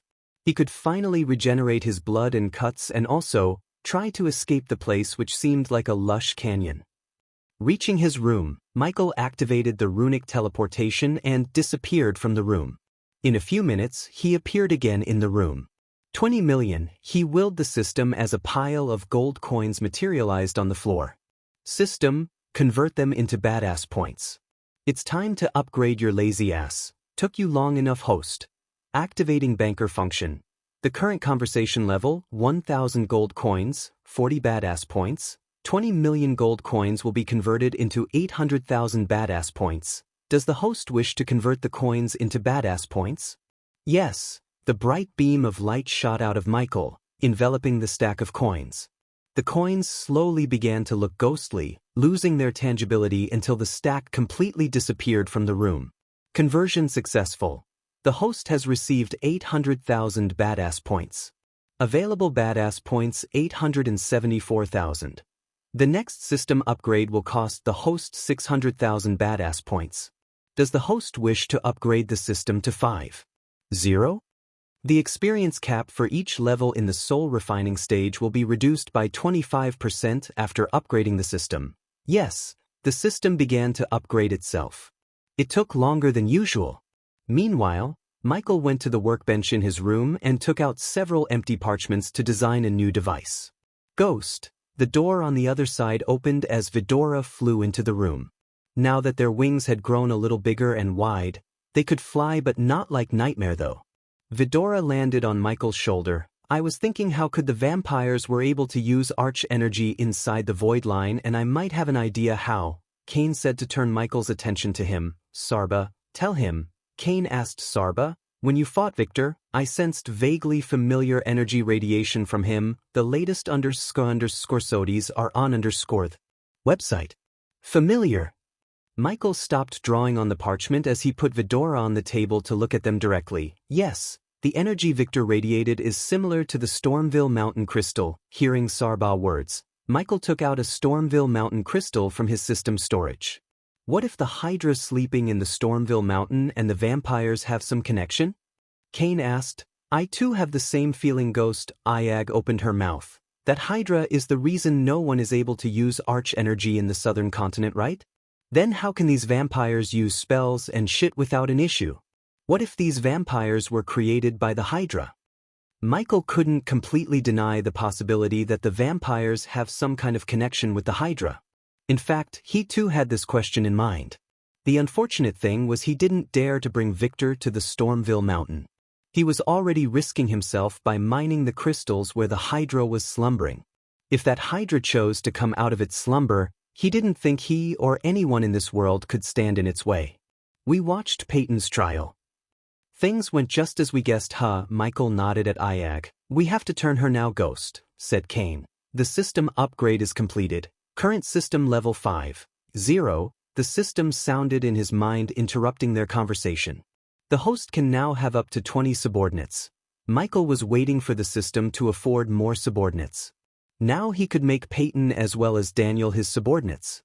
Speaking of Peyton, she could come to the location any day from now, Sarba said. Before we meet Peyton, I still have got some answers from Victor. Vidora saw several herbs and weird-looking objects appearing in his hand. After taking out these alchemy ingredients, Michael conjured the dark flames and threw the ingredients one by one into the flame. What are you making? Asked Iag. The normal truth extracting pills aren't working on Victor. So I'm making my own. That's amazing. If we can make our own potions and pills that make our foes spill out the truth and secrets, we could stay 2 steps ahead of them always. Sarba grinned only to see Michael shake his head. Unfortunately, there aren't any pills and potions that will make people tell their secrets without some kind of side effect or restriction visits. For the best experience, what about the one you're making? What kind of side effect does this one have? Asked Diag. Nothing big, he will just die after few hours. Chapter 486. The price for Peyton's loyalty. Absurd. The vampires are just a myth. Peyton, Guardian Captain Gerard slammed the table. How do you explain the mutilated and blood-drained bodies of the team we sent after Victor? Asked Peyton. She was way past the point of being meek and respectful towards Gerard. Don't tell me they are just a myth. They tortured me for weeks. They sucked on me while the Guardians were busy searching for Sabrina, who is not even a Guardian. Tyriana's face turned red. The audacity of Peyton to dare to blame them for her own fault made her blood boil. A girl you recruited despite knowing she was not a Guardian. Gerard raised his voice. We all know if she wasn't Noah's sister, we wouldn't be having this hearing now. For some reason, Peyton didn't let Zanali tell them it was her idea to recruit Sabrina. You said the vampires sucked on you, right? With a raise of her hand, Tenulia brought order to the hall. The others closed their mouth as she looked Peyton in the eyes. Peyton gave a nod as the answer to the Alpha Guardian's question. Tenulia waved her hand, sending a bright beam of light to Peyton. The bright beam of light shot through her, vaporizing her clothes. Peyton's mind went blank and it took her a second to realize she was naked. The others were stunned. They never expected Tenulia to strip Peyton naked. No bite marks. Tenulia tilted her head while Peyton was hiding her privates and her bosom with her hands. She was so furious to the point her tears began to gush out like a flood breaking out of the dam. Her entire body sweated. She wanted to scream and go berserk. Even when the vampires stripped her naked, she didn't feel like this. She never thought she would be shamed by the Guardians. Stop, Alpha Guardian. Zanali couldn't go through the trail after seeing they shame her best friend. She flicked her wrist as a set of robes appeared in her hand. She threw the robes at Peyton, which she used to cover her body. She took a healing potion. That's why there are no marks on her body. I want the alchemist who brewed the potion here. We will continue the trial after 3 days. Meanwhile, Guardian Captain Zanali will take over Peyton's responsibilities. Great. Now you have to go to their castle. Iag rolled her eyes after they all saw how the trial concluded in the mirrors. The latest episodes are on _ website. Michael sat on the throne resting his head on his fist. Corey. Michael established a connection with his pirate lord subordinate Corey. All the mirrors flickered for a moment before showing Corey's face. She was standing in a room lit with candles where Vidora noticed several maps and crates stacked around the room. My lord, Corey went to her knees when she saw the Dark Lord in the mirror. Rise, Pirate Lord. Corey rose to her feet. I want you to go to look for the merchant ship named Amity in the seas of Maven and stall them for 4 days. But do not board them. If they fired at us, my lord, do I have your permission to fire back? Asked Corey. Yes, but do not sink them. There's someone important to my goal is on board. Consider it done, my lord. Michael closed the connection as Vidora turned their gaze at Michael. Who's on that ship? Asked Diag. Sabrina Winston and a greater vampire. Michael surprised Vidora. Victor told you? Sarba asked as Michael nodded. They are taking Sabrina to find a key. Michael had no idea what this key was supposed to open. All he got from Victor was the key was a pretty big deal to the vampires. As for what this key was supposed to open, Victor didn't know anything. Since the vampires seemed to find the key desperately, Michael wanted to find out more about the key and everything related to it. According to Victor, Sabrina was the only one who could find the key. Hence, they kept her alive instead of ending her life or turning her into a vampire. After she finds the key, it would be a different scenario. In the best-case scenario, they would kill her. In the worst-case scenario, Sabrina would be turned into a living blood bag for the vampires to feast on for eternity. Only if he knew Sabrina is his little sister. Now that he issued his next order to Corey, upgraded the system, and got everything he could from Victor, it was time for him to wait for Peyton. Visits. For the best no underscore experience, it had been 6 hours since the trial concluded. Michael any second from now on Peyton could decide to meet him.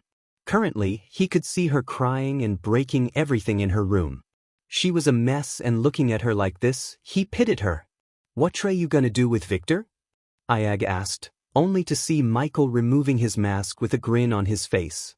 The devilish grin grew wider with time because he was happy with the plan he hatched in his mind. Until now, he was always on the defensive against the Guardians. For the first time, he decided to shift gears to the offensive. "I am going to hand over Victor to Peyton."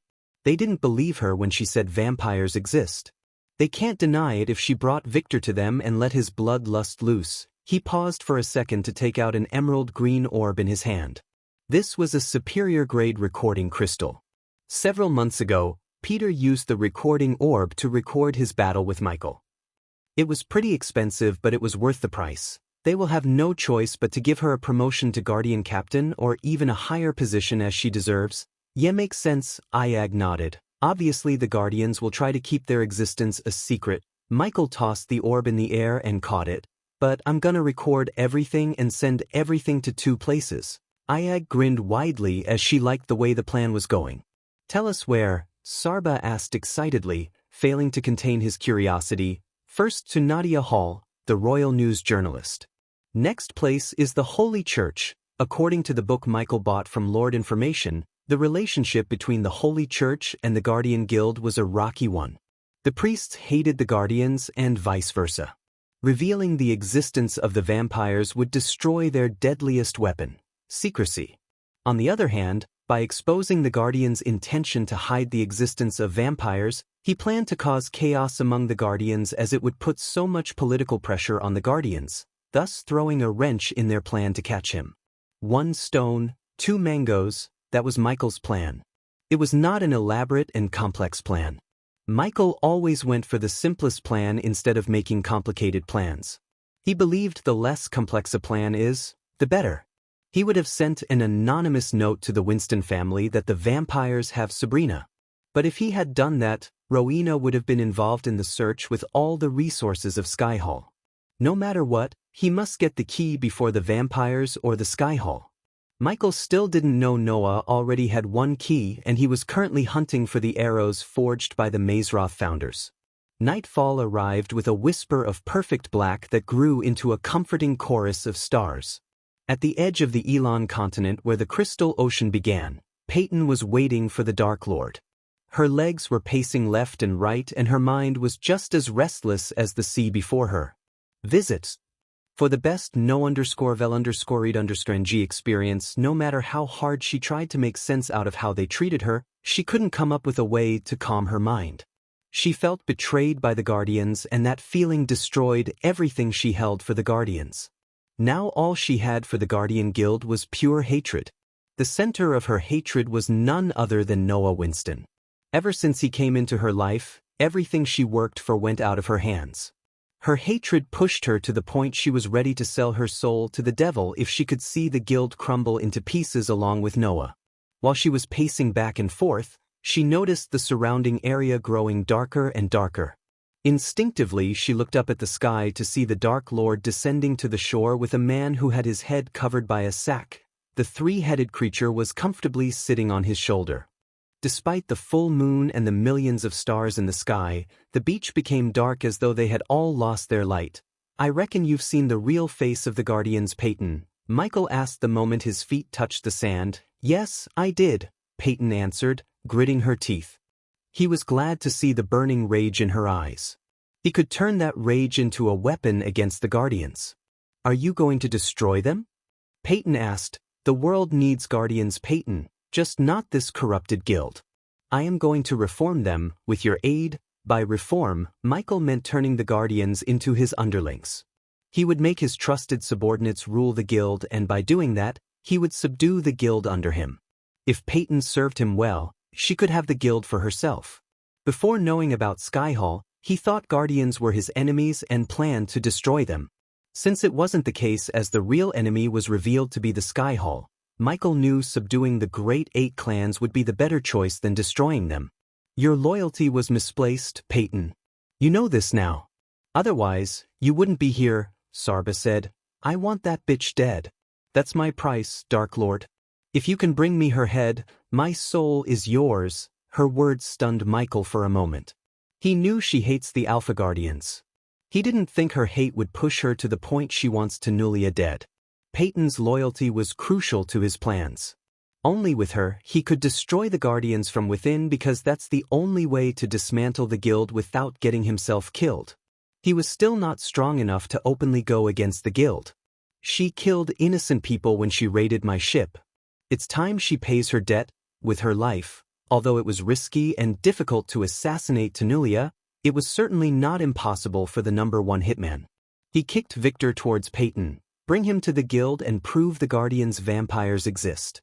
I'll exonerate you and get the promotion you deserve. As he said, he slowly ascended to the sky. In 2 weeks, meet me here.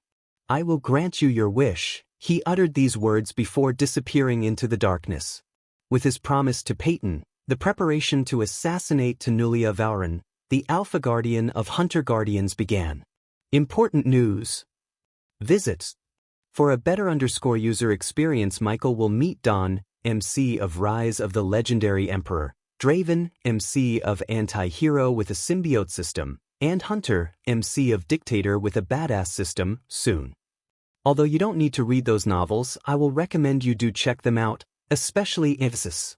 Dictator with a Badass system will be released after Michael meets Hunter. Chapter 487. Yasmin Winston. The next day, Michael was meditating atop the tallest mountain peak in the entire Sunrise sect. The sun bloomed on the horizon, golden petals of sun rays stretching ever outwards into the rich blue. Slowly opening his eyes, Michael breathed in the fresh morning air and listened to the birds chirping around him. He willed the system, retrieving the 2 black swords from the system's storage. The swords were reflecting the golden sun rays. Looking at the smooth surface, one could tell they were damn sharp. Still, Michael increased their sharpness by rubbing the blades against the sharpening stone bought from the system store. My lord, if I may, can I suggest you something? Azazel appeared next to Michael. Go ahead, you should finish the coronation ceremony soon. Your people need to see their king. Azazel was right, as he had never visited Bradford since he became the king. Claire and the elders handled everything. Michael wasn't interested in being king. Nonetheless, he could at least visit the kingdom and his castle. Moreover, he needed to meet his army and commander. I will meet them. Michael stood up and put on his black full-sleeves shirt and the long black coat. But first, I have an engagement party to attend. Michael threw the swords in the air, and they landed straight into the sheath on his back, forming an X. Michael prepared to leave the mountain when he saw Ricky flying toward him. Azazel's figure quickly vanished into thin air before Ricky could notice him. Master Ghost, your carriage is ready. As soon as Ricky landed before him, he bowed and informed Michael. No need for a carriage. Beads of sweat broke out on Ricky's forehead, noticing Michael's current attire. Something told Ricky that Ghost wasn't planning to give his blessing to the princess. Otherwise, he wouldn't be in his battle attire. Have you ever fought a real battle, Ricky? Michael asked, adjusting his tactical fingerless gloves. These gloves helped him grab the swords tighter, thus increasing his sword mastery by a percentage. Michael planned to transform the mountain top into his personal training area. Only, he was too busy to draw the blueprints for all the training pieces of equipment he needed forging. For now, he just swung his arms in a circle a couple of times and cracked his neck and knuckles before approaching Ricky. Only one time. Master Ghost, Ricky answered Michael's question. Tell me about it. Michael put his arm around Ricky's shoulder and asked, the latest _sodies are on _this website. Well, one time when Daniel and I were guarding the gates, a group of hunters came to us chased by a gigantic brown bear. Did you kill it? Ricky embarrassedly scratched the back of his neck. No, it ran away. But not before giving me this. Ricky pulled down his shirt collar a bit to show Michael the deep scar running across his collarbone. Let me rephrase my question. Have you ever fought a human? Ricky shook his head. Thought so. While talking, they arrived at the edge of the mountain. The very next moment, Michael turned around to fall down. Who? Michael shouted like a little kid free falling. Kingdom Breedio was in a festive mood. One could feel happiness in even the darkest corners of the kingdom. King Breedia announced free food, 20 gold coins for each family, and more importantly, a permanent tax reduction by 2% to celebrate his daughter's engagement to Andrews Winston. The people flooded the surrounding castle. They all eagerly waited for the princess and the prince to appear. The vibrancy of the celebration, the energy of the dancing dragons, and the fireworks that make an artistic canvas of the morning sky were enjoyed by all. The citizens showed their joy by painting their faces, carrying banners, offering food to fellow citizens, and shouting slogans appreciating the king and the princess. The castle of Breedia had 4 solid, round towers towering above all and linked with small bridges. The castle walls were made of light gray stone. The engineers who built the castle placed refined windows thinly around the walls in seemingly perfect symmetry, along with symmetric crenellations for archers and artillery. The real beauty came from the surrounding garden and the crystal blue stream running around the castle. The wooden bridge was raised to prevent the citizens from flooding the castle. Only after the engagement would King Breedia lower the bride so the people could enter the castle grounds to see their princess and prince. Since the streets leading to the castle were flooded with cheerful citizens, the nobles and the guests entered the palace through the roof and landed directly in the throne hall. Humble braziers decorated the throne hall, hanging from one side of each of the 8 limestone columns that lit up most of the throne hall and radiated warmth across this hall along with the majestic chandeliers.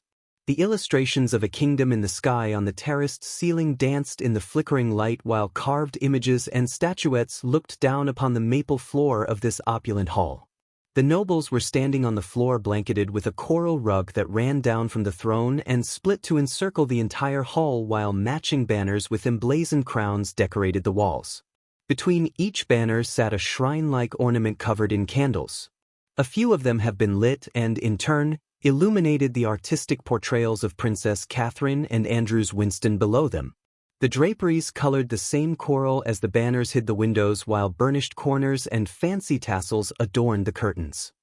A glorious throne of oak sat atop a tall elevated platform and 5 somewhat plain-looking seats for the Royal Highness family members accompanied the throne. Visits. For the best no__CG experience, His Majesty really outdone himself this time. The place looks gorgeous. Where did His Majesty buy the wine? It's delicious. I heard His Majesty even invited someone close to Empress Era. You kidding me? No, I thought only the kings and queens in Elon continent would attend the ceremony. I don't think King Maxim or King Ports will come. The nobles gossiped while slow dancing to the music played by the orchestra group. Thanks to the soldiers constantly patrolling and monitoring the castle grounds, everything was going smoothly. You're late.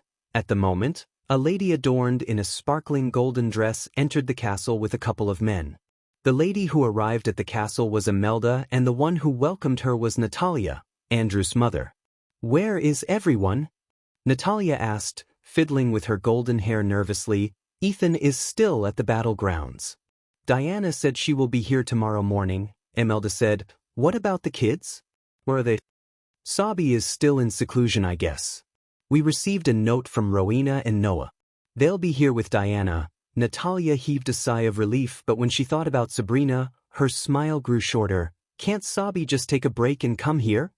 Imelda shook her head. You know about Sabi, she is working so hard to break through to the core formation stage. She won't miss the marriage, I guarantee you. Imelda knew how much Natalia loved Sabrina. She was the youngest child in the family, so every single one of them loved her dearly. As a result, Natalia was crushed when she heard Sabrina wouldn't come to the ceremony. Visits. For a better user experience, however, what she heard next cheered her up instantly. Do you know who's coming today? Yasmin. Natalia's face immediately brightened as though someone was directing a torchlight to her. Really? Natalia almost bounced in joy. She was so excited. Yes. In fact, she is on her way here, Imelda brightly grinned. Yasmin Winston was Ethan's nephew. Several years ago, she went to AR to hone her skills. There wasn't a sect that didn't invite her to join them. But she rejected them all because she believed getting real experience was more crucial than learning in a sect. Yasmin was the pride of Ethan's younger brother Caden. After what Jacoby did, Caden couldn't look Ethan in his eyes. He was ashamed of his son's plot to assassinate Sabrina and Diana. If Yasmin was there, she would have personally cleaved her brother's head clean off. "How can I miss this special day, Auntie?" Natalia heard a charming voice as she looked up to see Yasmin gracefully descending from the sky.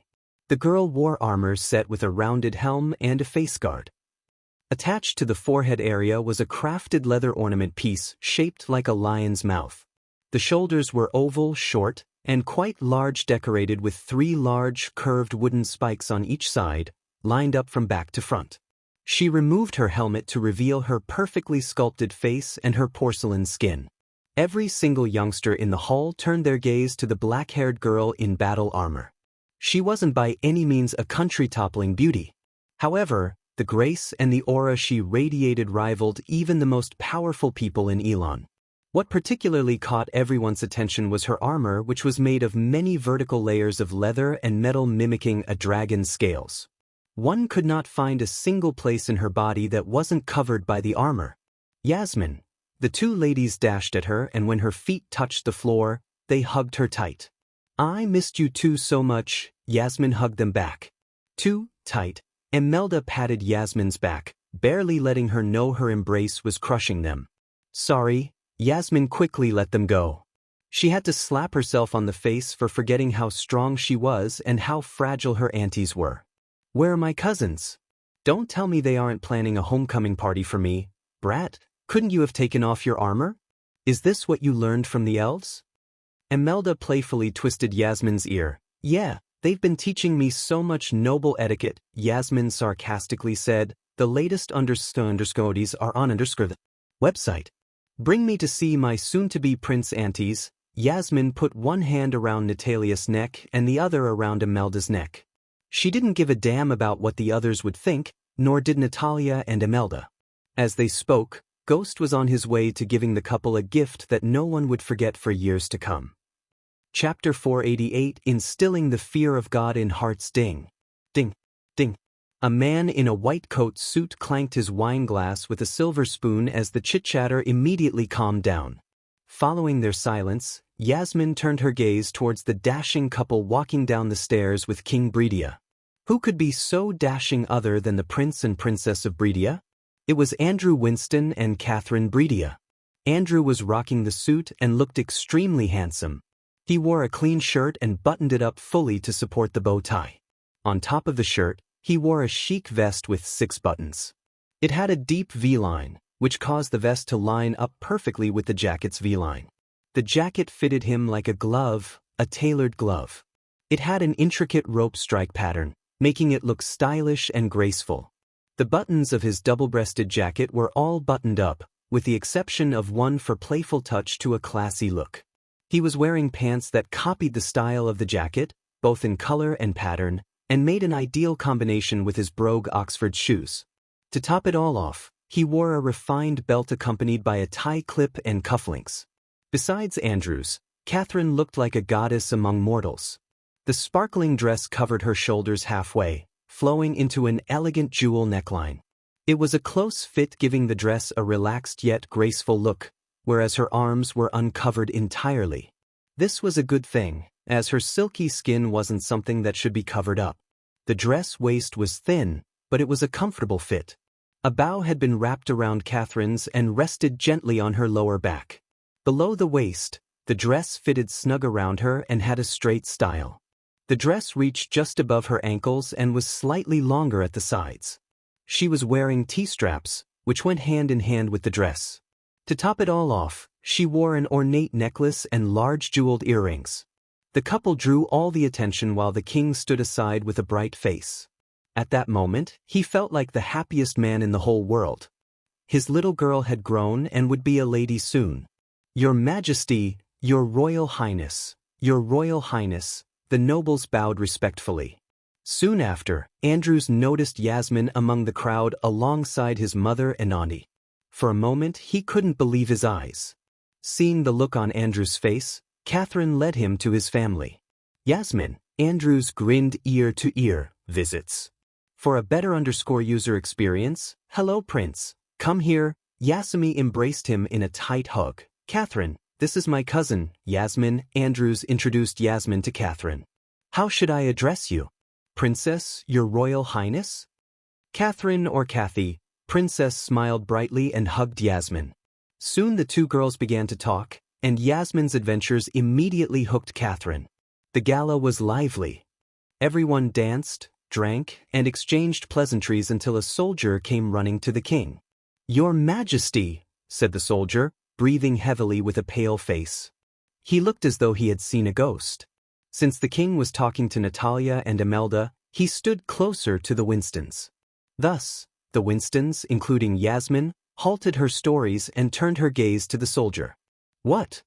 The king was annoyed by the soldier. So he specifically asked his men not to disturb him for 3 days. For a few moments, the soldier looked reluctant. Then he stepped forward, leaning towards the king. Yasmin and everyone saw the soldier whisper something to King Bredia. As soon as the soldier finished whispering, King Bredia lost all the color on his face. Seeing the sudden change in Bredia's face, Catherine lost her bright smile. Father, what happened? She asked with a weakened voice. Nothing. King Bredia showed the fakest smile there was. But, to be honest, his mind went blank.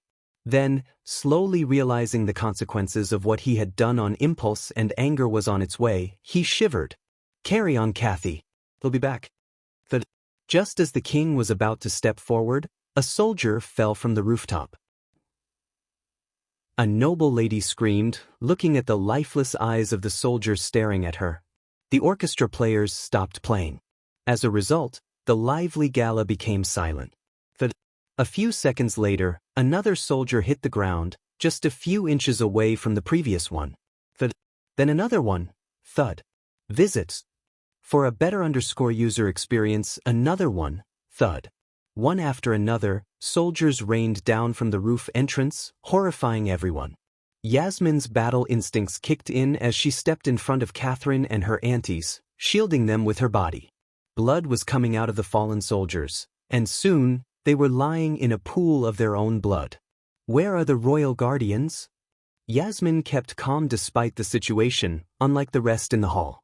They are the royal guards, Andrews stuttered. After what happened in the tournament, King Bredia and the Winston family spent a large portion of resources to strengthen the royal guards. In addition, they also hired a few level 10 core strengthening stage warriors to guard the king and princess all the time. They hired a soul refining stage mage to oversee the royal guards. The dead bodies of the soldiers rained down in the hall until they formed a mound of bodies. How strong were they? Yasmin asked in a relatively quieter voice. Core strengthening stage level 10, Yasmin creased her brows, hearing Andrews. She was at core strengthening stage 6, thanks to all the potions and pills the elves gave her. To be honest, Yasmin could fight a few level 10 core strengthening royal guards simultaneously and triumph over them easily. However, she knew it would be challenging to kill 20 of them. Thus, it was evident to her that whoever or whatever killed them was far stronger than the royal guards or a group that killed them. Looking closer at the bodies, she noticed a greenness in their skin. They were poisoned, Yasmin mumbled under her breath. As soon as she realized, they all saw a black-robed youngster descending through the roof entry. Immediately, a crossbow materialized in Yasmin's hands as she aimed the bolt at the young man. Except for Yasmin, the Winstons recognized the young man. Master Ghost sent his regards. King Bredia. The young man snickered at King Bredia. The moment King Bredia and Keathern heard the name Ghost, they shuddered. Overwhelming fear and shock clutched their hearts. You killed them? Andrews lost his patience as he stomped the ground. He was trembling in anger. Today was a special day in his life. He never wanted anyone or anything to ruin it. Everyone in the hall was looking at Ricky. Even though the royal guards were no more, the soldiers garrisoned in the capital stormed the hall through the roof entrance, surrounding Ricky and King Bredia. How's my engagement gift, King Bredia? Another calm voice echoed through the hall. They saw Ricky smirking. The first one to turn around was King Bredia. As soon as he turned around, yet again he was startled. One by one, everyone in the hall turned around to see someone else sitting on King Bredia's throne. Visits. For a better user experience, Ghost, Yasmin heard several gasps resounding in the hall. She saw Andrews stepping back subconsciously, and his face immediately became pale while his body trembled. On the other hand, sweat beads broke out on King Bridia's face. Even the soldiers were not an exception, as they all looked like King Bridia, sweating and pale. "Who is he?" was the question that immediately rose in her head. Yasmin noticed he was sitting on the throne leisurely while blood trickled down through the black swords in his hands. Yasmin had never seen him in her life. He dressed in completely black, just as handsome as Noah, but unlike Noah, he looked colder. None of them knew how or when he entered the hall. Everyone was too terrified to notice what was under his feet. Yasmin was one of the few who noticed and recognized it. "Sergio," King Bridia uttered a name breaking the silence. "That was his name, huh?" The next moment, he kicked the black object under his feet. It rolled towards King Bridia and hit the king's feet with a sickening thud. Immediately, Catherine let out a short squeal as the object was head of their personnel guard, Sergio. While everyone was terrified, he raised his sword at the orchestra. "Play something cheery." The blood splattered on the instruments, giving the orchestra team chills through their spines. "What did I tell you, Bridia?" asked Michael. He didn't bother hiding the killing intent in his voice. Bridia would have been dead several times if a stare could kill one. "What the you?" Bridia stuttered. Despite having numerous soldiers around him, he didn't feel safe at all because he knew Ghost could massacre everyone in the hall. The orchestra team played something cheery dosed with a darker tone, giving the scene a cinematic charm. "What you? Cat got your tongue." Michael mocked Bridia as he stood up from the throne. "Why are you doing this?" Tears rolled out of Catherine's eyes. "Ghost, this is too much. Being strong doesn't give you the right to bully the weak," Andrews coldly said. "Tell that to your father-in-law." Andrews was stunned by his answer, and when he turned to look at Bridia, he saw the king opening and closing his mouth, struggling to find the right words. "They don't know, do they? I don't care what happened between you. You are not ruining this event." Yasmin stepped forward, surprising Michael and the Winstons. "Yasmin?" Imelda tried to pull Yasmin back, but she simply couldn't. Another girl prodigy of Winston's, typical, Michael thought. Visit. For the best no_vil_G experience, they expected the Guardians to intervene somehow. However, the Guardians were busy trying to save themselves from the PR nightmare Michael threw at them. "Yasmin, please. Stay down. I beg you," Imelda begged Yasmin. She knew what Ghost was capable of, what he was really capable of. They had no one to stop him if he decided to kill them. Michael knew this too.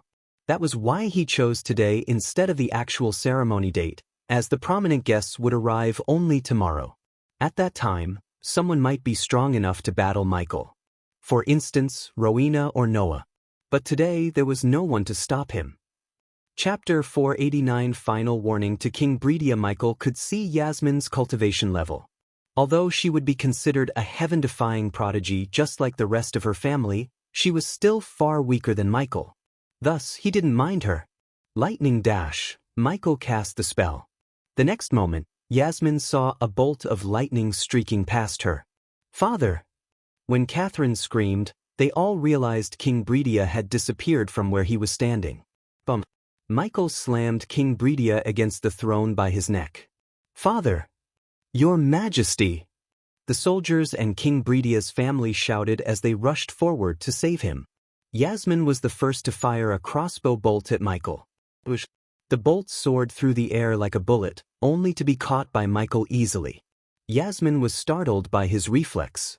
Just as she was about to knock another bolt in her crossbow, ring of fire, Michael cast another spell as a scorching hot flame surrounded them. A few soldiers stood closer to the ring of fire, leaped back, screaming in agony. "No!" Catherine screamed, seeing Ghost slamming her father against the throne like a rag doll. "Don't hurt him." She tried to run into the fire, but Andrews held her back by her waist. Still, she squirmed and jerked to reach her father. Looking at Catherine crying, Yasmin closed her eyes, raising her arms. Immediately everyone heard a howling sound of the wind. Everything in the hall trembled. Yasmin wasn't playing. She directly went for the strongest spell in her arsenal. However, she was stopped by Michael, 3 inches, she abruptly opened her eyes when she heard him. Make sure the spell could reach me before I lower my sword 3 inches? What, 3 inches? Everyone wondered after hearing his words. But they soon got their answer when Michael stabbed King Bredia in the chest. He thrust the sword slowly so King Bredia would feel every bit of pain. Arg! King Bredia growled as blood trickled down from the wound, making his white shirt worn beneath the fur coat red. New! Catherine's scream echoed through the halls. Visits. For the best no-understanding experience, Ghost stop. Imelda couldn't see Ghost torture the poor girl anymore.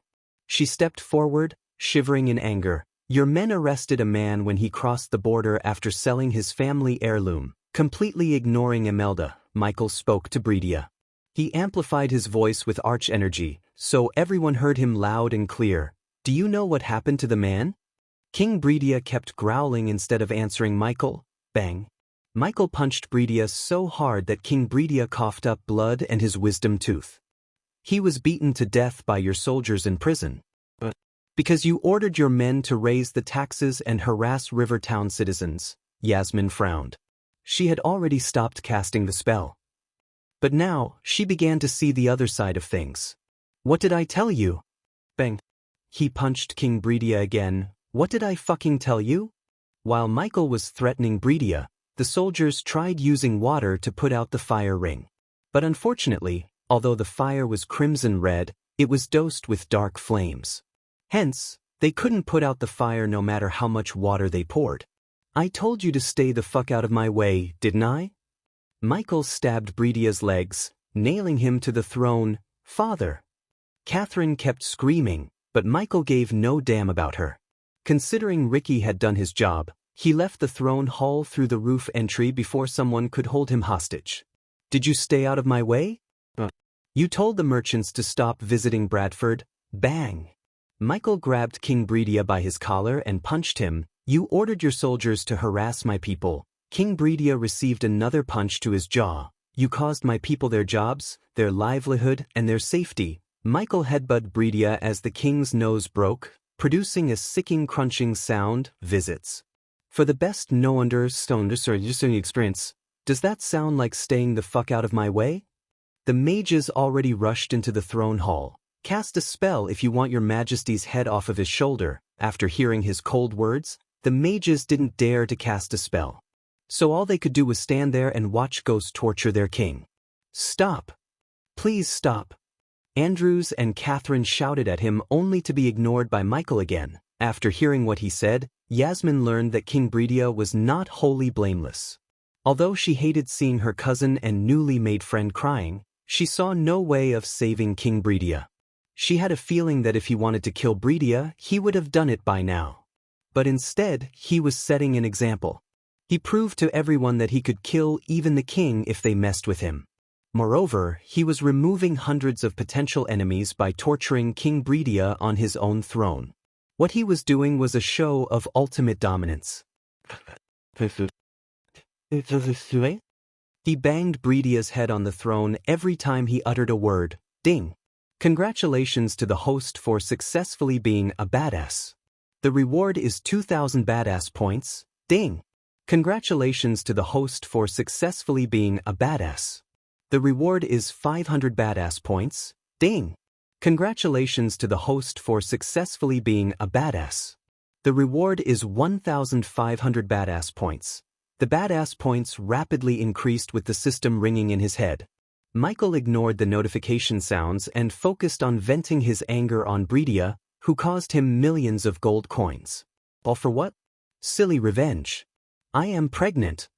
Catherine shouted as loud as she could. The moment Michael heard her, he stopped banging King Bredia's head against the throne. Kathy, Andrew and everyone turned their gazes towards Catherine, who dropped to her knees. If you let him live, I swear on my child we won't bother you ever again. Catherine held her tummy and begged Michael. Tears gushed out of her eyes as she spoke. Now you made me look like a monster. Michael snarled at the king. That child just saved you from a whole lot of agony, old man. Michael pulled out the sword from Bredia's chest. As soon as he did that, hot blood came pumping out of the wound. You know, if I wanted to end you, I want raise an army, wage a war, sit in a tent, and hope my side wins. I wouldn't do that. Nothing can stop me no matter where you are or how protected you are. If I want you dead, you'll be dead, as simple as that." Those who heard his words agreed with him. He just appeared out of nowhere, killed the royal guards without raising any alarm, and tortured the king on his throne. They knew if he wanted, he could have killed Bridia several times and no one could have stopped him. The latest underscores are on website. Consider this your final warning. I'm giving you a week. Everything you did, undo them. Andrews sighed as he hugged Catherine tight. If you try to do anything funny, just know many children die in the womb along with their mother, King Bridia, Michael whispered to Bridia before pulling out the second sword from his leg. Gradually the fire died down, but the fear in their hearts wasn't. Every single one of them feared Ghost more than they ever did. No one heard what he said lastly to King Bridia. But Yasmin noticed Bridia's change on his bloody face. She could tell whatever Ghost told him made King Bridia terrified. The nobles immediately stepped back and made way for Ghost. They didn't dare to stand in his way. "How do you sleep at night?" Yasmin coldly said. Like a baby, he just smiled at Yasmin before ascending towards the roof entryway. Then he disappeared from the throne hall, leaving a trail of golden light. The next day the entire Elon continent was in chaos. Olivia was walking down the streets of Rivertown to have her breakfast at Hades when she saw the people murmuring among themselves, looking terrified. Surprisingly, there was a long line of paper boys in the streets. In other kingdoms, orphans and poor children worked for newspaper prints for slave wages. However, they were paid good coins in Bradford to fill their belly and their families. Claire was kind enough to admit all the orphans and the poor into the sect and offer them free cultivation. Because of her act of kindness, Bradford became the first kingdom to have 0 street urchins. Since Michael himself was an orphan, he donated a portion of his income to the well-being of the orphans. But only Claire knew about his donation. New race has been discovered. Vampires or bloodsuckers. Get a copy of the Royal News for 1 gold coin. Guardian Captain Peyton apprehended the first vampire, scandalous Guardian Guild. What else are they trying to hide from the people? The Holy Church condemns the Guardian Guild. King Ghost versus King Bridia. Princess Catherine is pregnant. The young boys and girls were shouting at the people walking on the streets. "Give me a copy." Olivia approached a brown-haired girl who was standing on a stack of crates and holding out a newspaper. "Lady Olivia." The young girl greeted Olivia with a wide grin. Olivia was surprised to see the girl addressing her by her name. Olivia took out a gold coin and reached it out to the girl. "It's free for you, Lady Olivia. Enjoy the news." The girl handed over the newspaper to Olivia but shook her head, refusing to take the coin. "Then take this as a tip." The young girl didn't refuse as she took the coin from her hand with an ear-to-ear grin. Olivia wasn't a stranger to the freebies and special treatment she enjoyed in Bradford. Wherever she went, someone always tried to curry favor with her so they could get close to Ghost. Her status as Ghost's disciple overshadowed her position as the teacher at Aragoff. "You're so kind, my lady." The girl bowed. Yeah. Olivia chuckled and walked towards Hades so she could read the newspaper in peace while having a delicious breakfast. Considering she had to leave for Azair tonight for the alchemist competition, she wanted to enjoy Raylene's delicious cooking one last time before leaving with her teacher, Ghost. Visit. For the best no_G experience. Chapter 490. Arriving at the Azair continent in the calm sea, a 2-mast ship was sailing under the light of a starry sky with a full moon. Currently, a young man and a young girl leaned on the edge enjoying the peace and quiet. They were none other than Michael and Olivia, who were on their way to the Azair continent. "Take these. I'll help you store less stable potions, and the potions you keep inside won't deteriorate." With a flick of his wrist, Michael took a crate containing 50 newt vials from his space ring.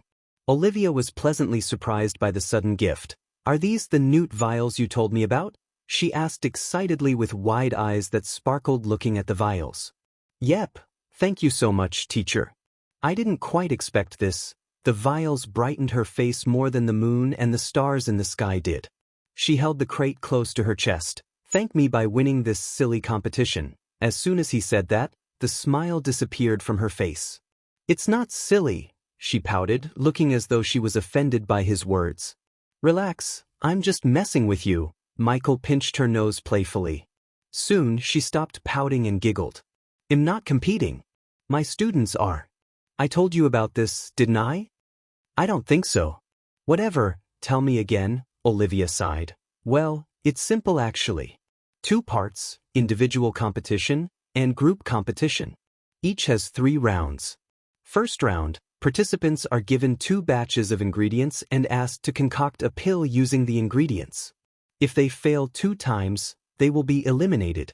It's the judge's task to find whether that pill is an actual pill or just a lump of essence. Sounds simple enough. The second round is a little bit tricky. The participants need to refine a pill or a potion according to the formula they are given. I assume you've yet to reveal the tricky part, visits. For a better user experience, Olivia nodded. The given formula will not be entirely correct. The participants have to find the mistake and correct the formula to succeed. Yet again, sounds simple. For you, teacher, for you. She playfully punched Michael on the shoulder and continued to explain about the competition. The third and final round is kind of freestyle. The participants need to bring their own formula and ingredients to refine the best pill or potion they can. The best with a high purity level wins the competition. As simple as that. Do you want me to give you a super awesome formula? Michael asked. At first, she thought he was joking but looked at his rather serious face. She learned she was wrong. Teacher, are you serious? Yep. However, Olivia immediately shook her head. I want my students to win or lose on their own. Getting the formula from you is a cheat and I don't want to cheat. Michael never thought he would ever feel proud as a teacher. But now he did when he heard Olivia. He wouldn't have thought less of her if she had taken his formula. Instead, however, by rejecting the formula, she made him proud. Now tell me again, why are we sailing instead of flying or using the portal in your sect? Because you need some bonding with the nature, teacher. Sometimes you just outright scare me. Michael was surprised by her words. Scare you? What did I do? Asked Michael. She quickly put the newt vials in her space ring in case he changed his mind and took them back. Then she placed her hands on her hips and talked like a strict mother. You literally tortured King Breedia on his throne. I am not saying he's a good man, he's kind of an old asshole actually. But couldn't you have gone softer on him? The man was at his daughter's engagement, for God's sake. He should be grateful I didn't cut him in piece and throw those pieces at the crowd. Olivia felt chills. The cold look in his eyes told her that he was not joking. Visits. For the best no_vel_g experience, teacher, the last thing we need is a war between human kingdoms. Especially when there's a new, more dangerous race emerged from the shadows. Her voice revealed the fear in her heart. Are you talking about the vampires? Michael asked, pretending to have no idea about them. Yeah. Did you read the papers? They suck our blood, like, she stuttered for a moment, giant mosquitoes. I can't even imagine. Her words revealed to Michael that they still haven't realized the real danger posed by the vampires. Otherwise, she wouldn't have compared the vampires with mosquitoes. Now that the vampires' secrecy had been exposed, she was sure they would be more aggressive and dangerous. I heard the Azer continent is in a messed up state due to all the war. They should have chosen Elon instead. After discussing vampires and the current state of events, Michael commented on the Azer continent. Ever since he arrived in this world, he never got the chance to visit Azer or Ar. However, thanks to the Alchemy Guild invitation, he could finally visit Azer. The competition has always been held in Azer. It's sort of a tradition, and the old alchemists in the guild are pretty sticklers to that tradition. What's the current state of Azer anyways? You have any ideas? Asked Michael to get some knowledge about Azer. Olivia leaned on the wooden edge, looking at the clear blue ocean before them. Zulon and Suvin are still at war with Thusia and Idrizel, where we are going to remain free of war for now. The last time I heard from my father, Thusia was winning the war, which is a good thing for you, isn't it, teacher? Olivia wasn't thrilled about Michael being the leader of the Thusian Alchemy Guild. Most Elon and Azer hated Thusia for waging war on other kingdoms and expanding too aggressively. Because of Thusia, thousands of people had become refugees and lost their livelihood. In fact, Bradford was accepting hundreds of refugees every single day. When you can't beat 'em, join them, Michael shrugged, pretending he didn't care. However, he was burning with rage. If Michael had the power, he would have decimated Wuxia already. But, since it wasn't the case, he could only use them to become stronger. Olivia had no response to him. They talked and lost track of time until the morning. Finally, the sun rose like a flower, gifting its petals to the world. Amid the dancing, the ocean was the blush of scarlet, the warmth of tangerine. Gazing toward the illuminated clouds, still beneath the ethereal glow, Olivia looked up at the marvelous sunrise and felt at home in a way she never had before. Only when the sun completely rose from the horizon did Kingdom Idrisel's outline faintly appear in their sight. Currently, Michael noticed many ships anchoring at the docks while many riding various beasts flew directly into the city without going through the city gates. "Teacher, let's go." Olivia had already put on emerald green robes with the Alchemist Guild's emblem on the chest. "Is that really necessary?" Michael asked, looking at her extra-large robes that swept the ground as she walked. "The latest underscores are on website." Yep. She bobbed her head excitedly before leaping out of the ship to land on the dry land. Michael only noticed that most of the people going in and out of the city gates wore the same robes as Olivia. The number of green robes he saw almost gave him a headache. Among these green-dressed people, he looked somewhat strange in his black robes. Still, the soldiers in metal armor guarding the city did not stop them as they entered the city for the first time without giving any coins to the guards. "Welcome to the city of Oxshore," Olivia said, grinning from ear to ear. The city of Oxshore was built on the banks of a large natural harbor and was truly a medieval metropolis. Its elegance was matched by the backdrop of a dormant volcano that helped shape the city into what it is today. Michael could not see far because of the buzzing crowd blocking his view. "We will look around." Olivia had to raise her voice to get Michael's attention due to the crowd. Michael felt as though he had come to a festival. The city of Oxshore vaguely reminded him of Hawaii with the lush green mountains surrounding them. Any citizen of Oxshore knew that these hills' resources were of great importance. They were also influential in architectural designs as the vast majority of buildings have been built in shapes and with elements of the hills around them. The skyline was spreading with luxurious tall buildings, and even from afar, they managed to display their beauty. For the first time, Michael saw dwarves, elves, orcs, and beastmen overshadow the number of humans in the streets. The several bars, ethnic restaurants, and coffee houses he saw on either side of the street were evident of the multicultural ethnicity of Oxshore. "Come on. I need to check out those herbal stores." Olivia dragged Michael by his hand. "What? Didn't you get enough herbs from our garden?" Michael asked, following her behind. In the entire Elon, Michael had the largest herbal garden. Granted that he lacked varieties like some other herbal gardens, it was still the largest with an abundance of herbs. "I still need more." She didn't back off as she dragged him into a store. At the same, a green-robed youngster, a golden-dressed girl, and a raccoon walked out of a two-story building made of marble. Noth, the young man, and the young girl had silky brown hair. Only the girl's hair was longer in length than the young man's shoulder-length hair. They were neither too striking nor too unattractive. Instead, they looked plain normal except for the talking raccoon sitting atop the young man's shoulder. "Damn it. In the future, let's use a portal." "My, but hurts sitting on your shoulder." After walking out of the crowded building, the raccoon deeply inhaled a few breaths of fresh air as he cursed softly.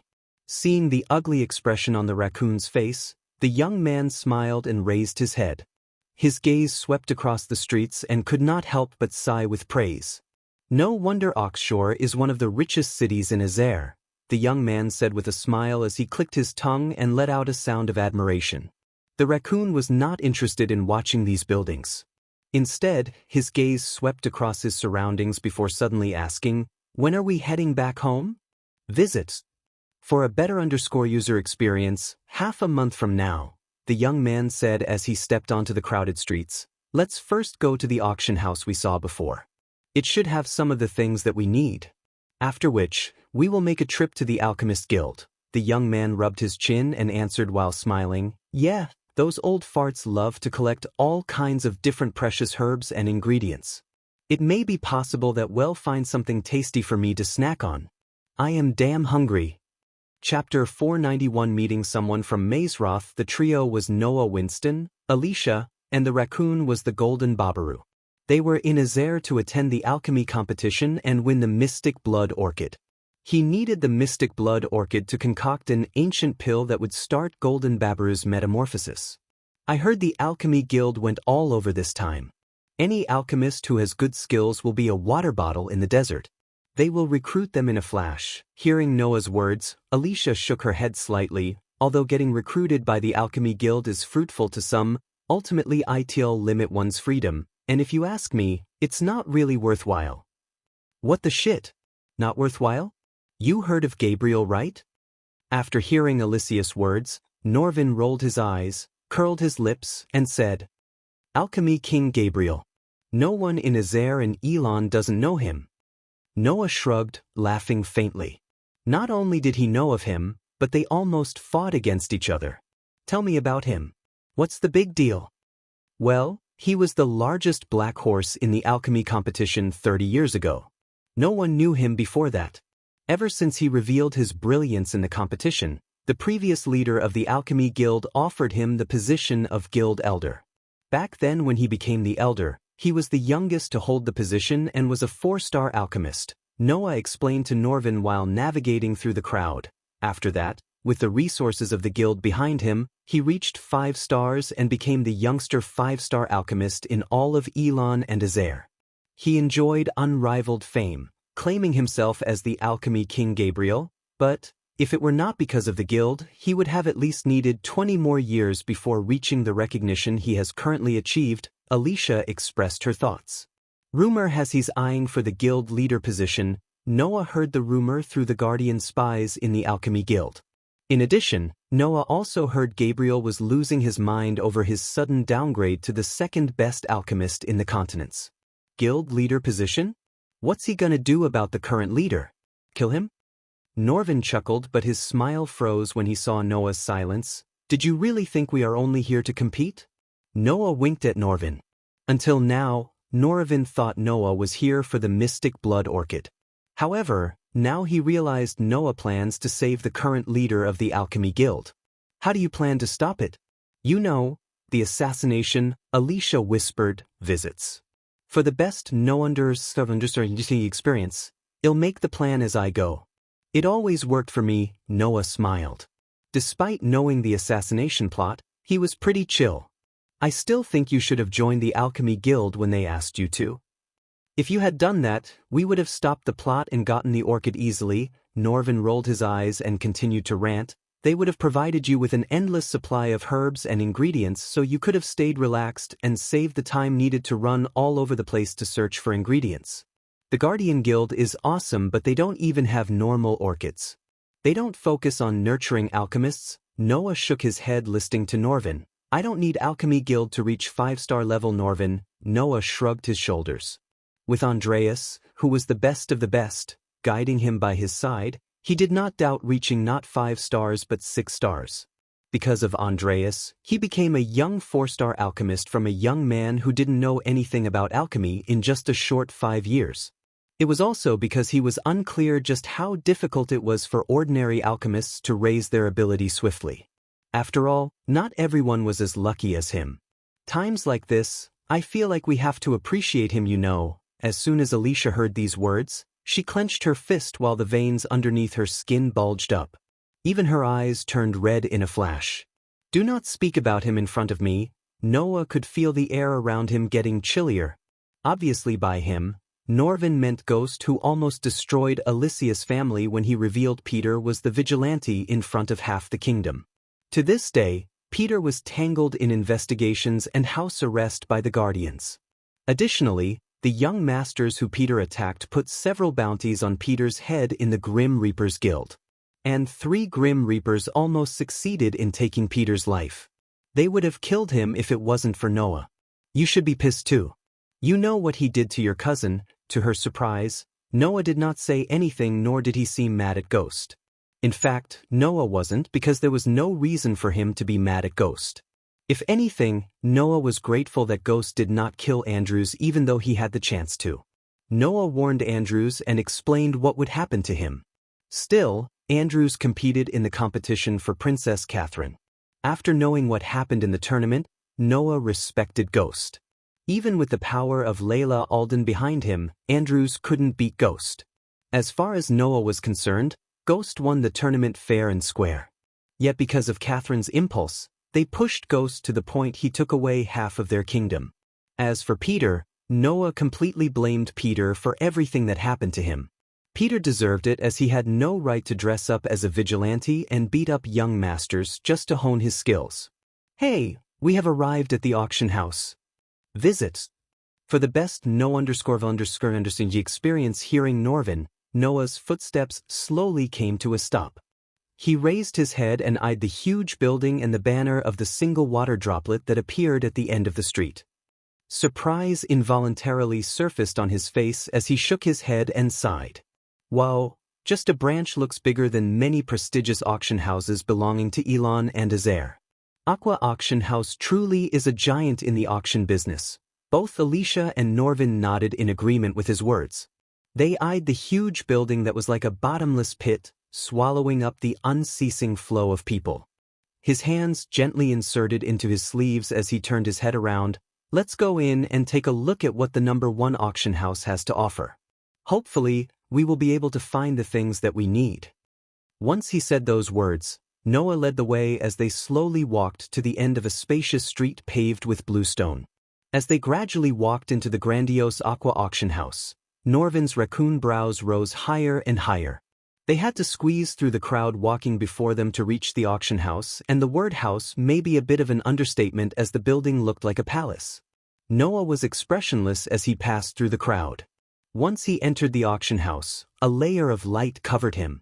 The noisiness outside seemed to have become isolated. He could tell the phenomenon was due to the arrays around the palace. Norvin's gaze swept everywhere. Immediately, his mouth widened as he eyed the enormous hall that resembled a crystal city.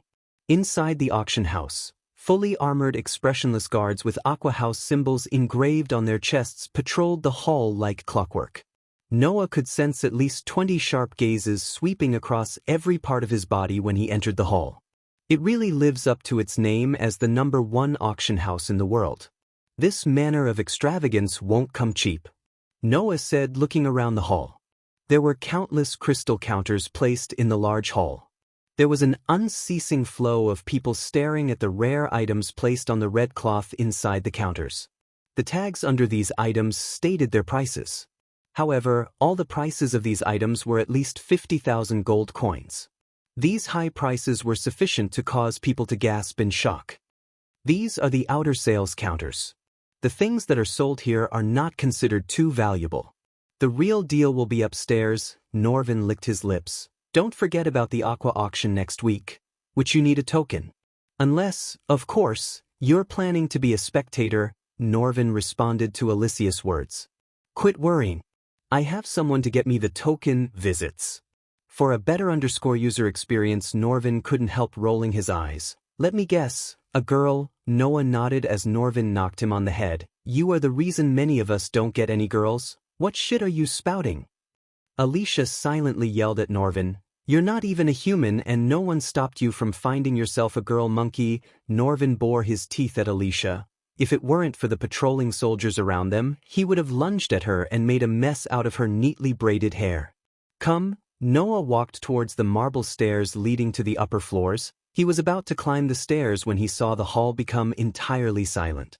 Seeing this sudden commotion, it appeared that there was a big shot who had quite a high status walking out from there. He could notice the sudden change in the youngsters' faces. They remained still with slightly open mouths. While looking around the hall, Norvin lost his balance and fell down. Then, he saw a somewhat blue-colored and blurry lovely tender figure. Lowering his gaze, Norvin saw a pair of shining blue long boots. The heel of the long boots was slightly sharp as it released waves of clear and sweet-sounding click-clack sounds on the clear and shiny marble ground, like a beautiful musical note. His gaze drifted a little higher to see a pair of long, white, tender feet. Not bad. Norvin whistles, not bothering to hide his pervy look. Still, he was better than some men in the hall whose faces were filled with longing and eyes were sparkling. Gradually lifting his head slightly, his gaze finally seeped through the gap and saw a gorgeous and moving face. Immediately, shock slowly climbed onto his face as he softly muttered, "Edith?" At the same time, a black-dressed young man who was standing in the corner away from the prying eyes was pleasantly surprised by the girl. "Teacher, you know her?" Olivia asked. "Unfortunately, yeah," Michael replied, and seeing Edith was walking towards Noah, he sighed. Visits. For the best no_vel_ed_ng experience, this guy's harem is getting bigger by the day. Chapter 492 Olivia's love interest. As the unmistakable sound of footsteps moved closer, Edith, surrounded by the crowd, finally slowly walked out of it. She was wearing a bright deep sea blue-colored tight dress. The elegant dress was gorgeously and meticulously made, precisely and perfectly outlining the beautiful curves in her body. For many men, she was a stunning creature. Her somewhat shallow smile and pretty face contained an unknown meaning behind it. Her alluring gaze was blankly paused at Noah. Immediately, a shy smile surfaced on her angelic face. Being the focus of the hottest girl in the hall undoubtedly caused everyone to shift their gaze over to Noah. When they eyed the gorgeous girl's extremely rare and strange emotion, some envy toward the young man rose in their hearts without them realizing it. Ignoring those sharp knife-like gazes from his surroundings, Noah smiled at Edith, who was staring at him blankly. His smile was gentle, and the dark pupils were crystal clear as pure water. Although Noah was wearing a mask to change his facial structure, Edith saw through the mask without a problem. Emitting clear footsteps, Edith slowly walked toward Noah. A moment later, she stopped in front of him. Being closer to the man she loves, her face reddened in a flash, and she did not realize she was blushing. "Kai, what a pleasant surprise," she smiled, tilting her head. Since Noah was wearing the mask she gave him, she called him by a fake name instead of his real name, which would reveal his identity. "And who is this little fella?" She lifted her pretty face and greeted Norvin, who climbed onto Noah's shoulder with another smile. "Miss Edith, I thought you were in Mazeroth." Noah greeted her back with a smile. Usually, he would address her by her name without any honorifics.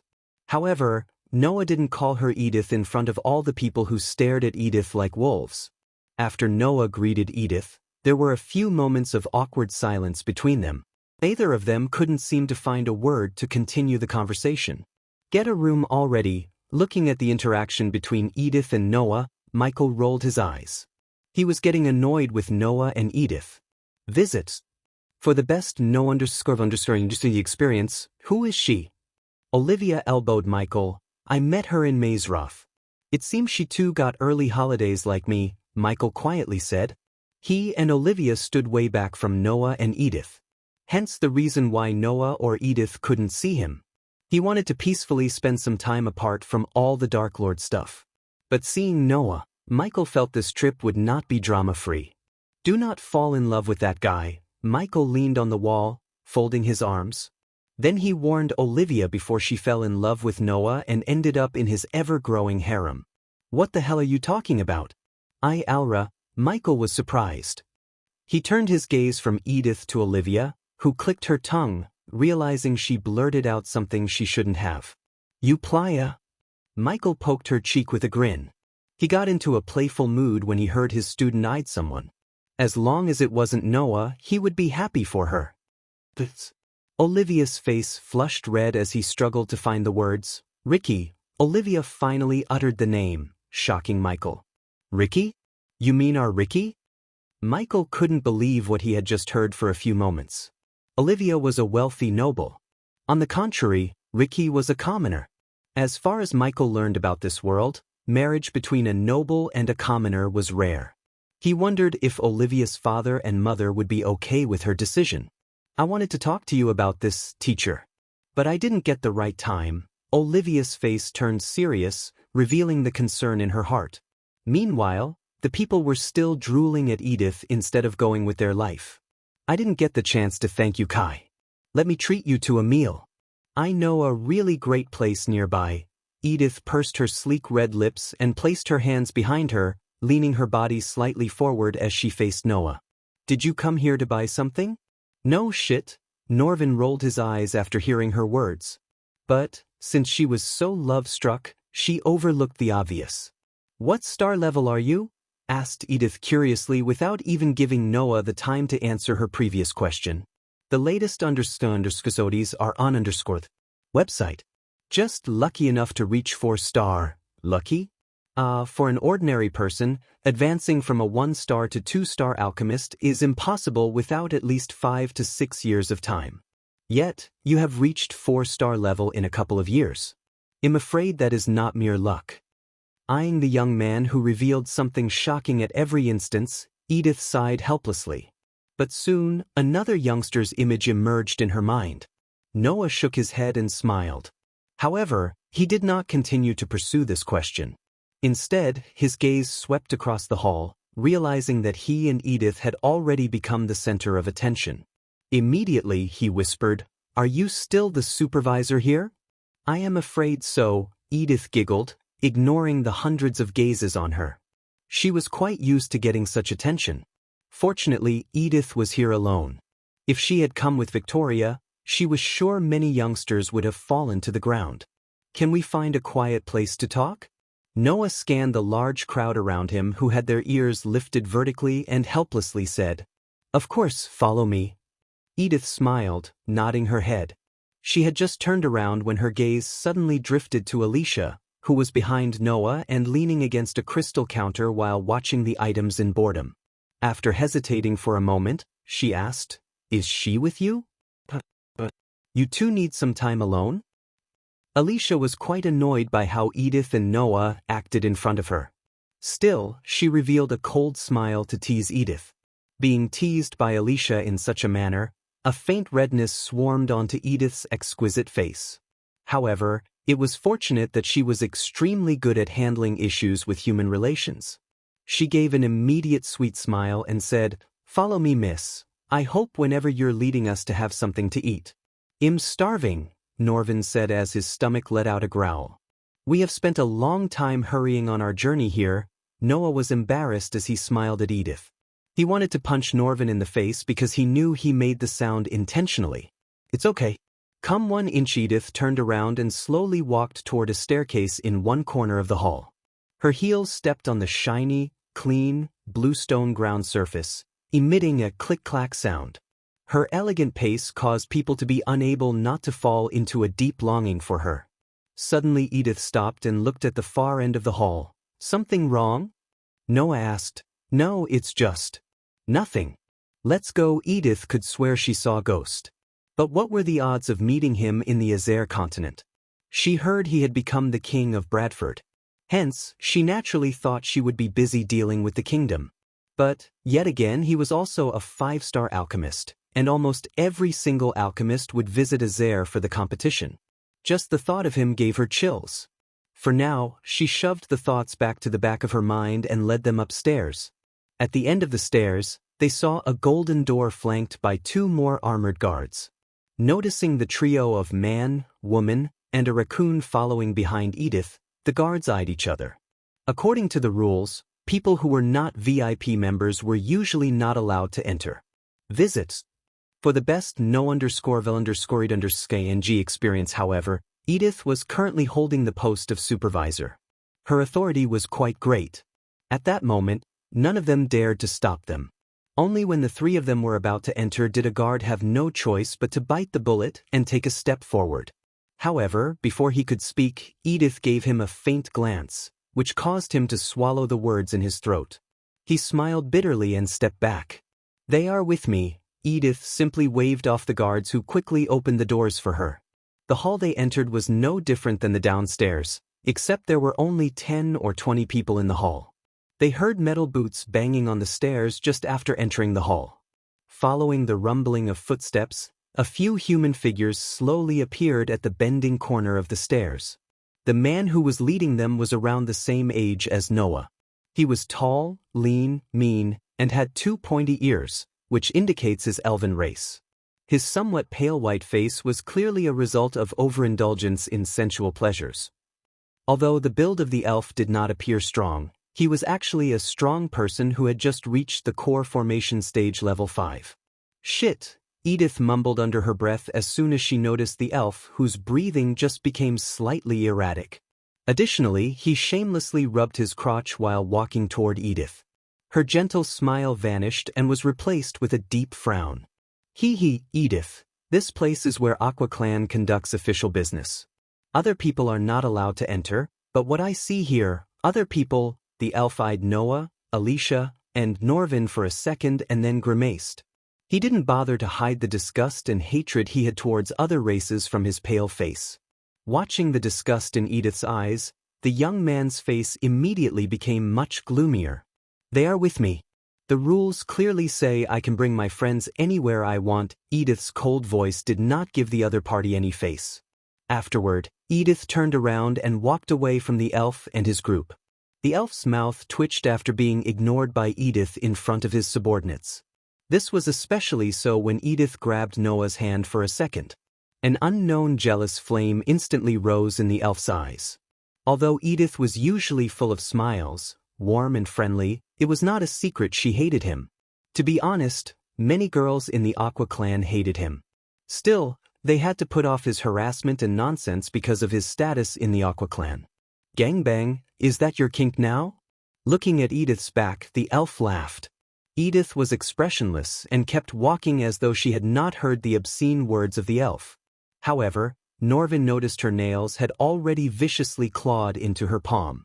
Unlike Edith, Noah didn't remain calm. Instead, he halted his steps before grabbing Edith's hands. Then, he stepped in front of her, shielding her from the elf's disgusting look. Boom. The latest underscores are on website. Michael was talking to Olivia about her love life when suddenly something hit the ground after shattering the glass above them. As he looked down on the ground, Michael saw the elf who went upstairs a few minutes ago, twitching and bleeding on the floor. Noah, Michael sighed.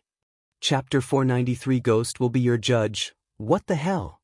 Olivia was startled by the sudden turn of events. She was already tense talking about her future with Michael.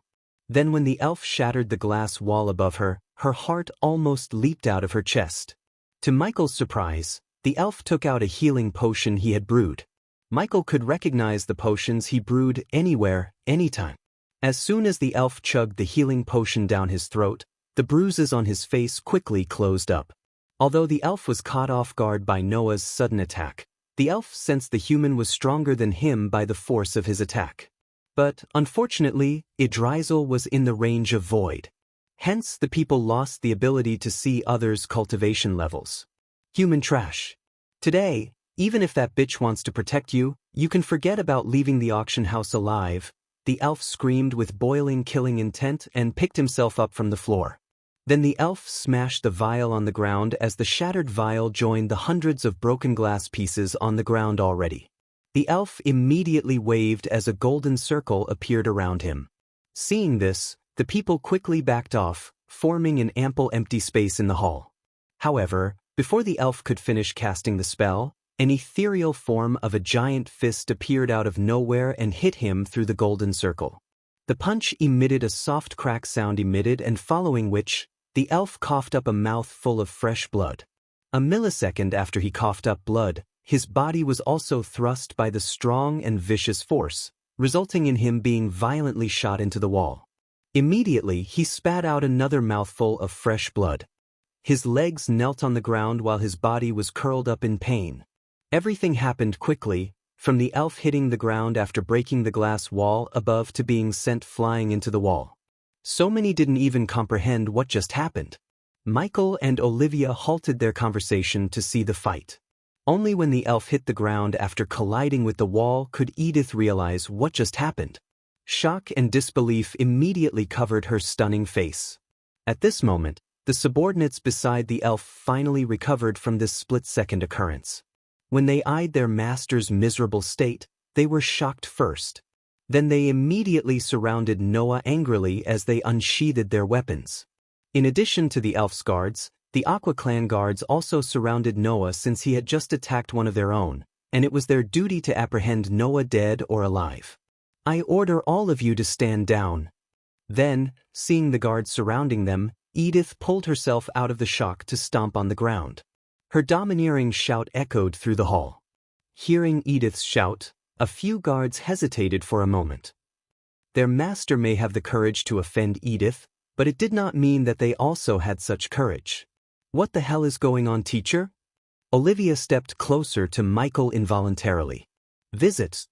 For a better user experience, pretty girl, 2 young masters. This is called the recipe of shitstorm." Michael leaned on the wall, watching the elf struggling to pick himself up. He quickly put his hand behind as he took out a spider from the system storage to send to crawling to the elf. Since Noah had made an enemy out of the elf, Michael planned to make an ally out of them. Then, if or when the time comes, Michael would be able to use the elf and his family against Noah and his allies. "If any of you dare take a step forward, then all of you will be banned from Aqua Clan. Although you are not my subordinates, just think, who are the elders gonna listen, few lowly guards or me?" The guards immediately took a step back when they heard Edith. The guards' last need was to get between the young master and Edith. They knew quarrels between them were nothing out of the ordinary. They would fight today and mingle tomorrow, but if they stuck between them, the elders wouldn't think twice before firing them. Hence, most guards let Edith deal with the clan and the elf and step back. The rest stared at Edith's anger-filled eyes for a few moments before unwillingly pulling back. "Take your master to wherever you came from," Edith coldly ordered with her delicate hand pointed to the entrance. Michael saw the elf finally getting to his feet and drinking another vial of healing potion. Instead of trying to cast another spell, the elf shouted at Edith and Noah, looking at the elf from upstairs. "All right, Edith, you got guts. You actually helped an outsider ambush me. Just wait." The elf took a step forward only to stagger. Considering Michael had X-ray eyes, he saw the elf's core formation level 5 cultivation and Noah's core strengthening level 2 cultivation. The power gap between them was enormous. So there was no way the elf could defeat Noah. Quickly the elf's subordinates grabbed him before falling to the ground again.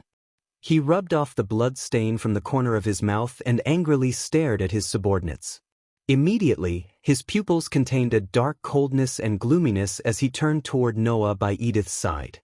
His breathing was hurried as he said with a dark voice, "You haven't heard the last of Galen Belay." After leaving those vicious words, the elf maliciously slapped the poor guard by his side and snarled at him, "Fool. Go." "Great, we made another enemy, hooray," Norvin sighed, laughing bitterly. "I am sorry I got you into trouble, Edith. But I couldn't watch him badmouth you." Edith's heart immediately warmed, hearing his words. She couldn't help smiling and blushing. "I am sorry." Noah gently placed his hand on Edith's shoulder and apologized. In a flash, her rosy face completely turned red. "Visits.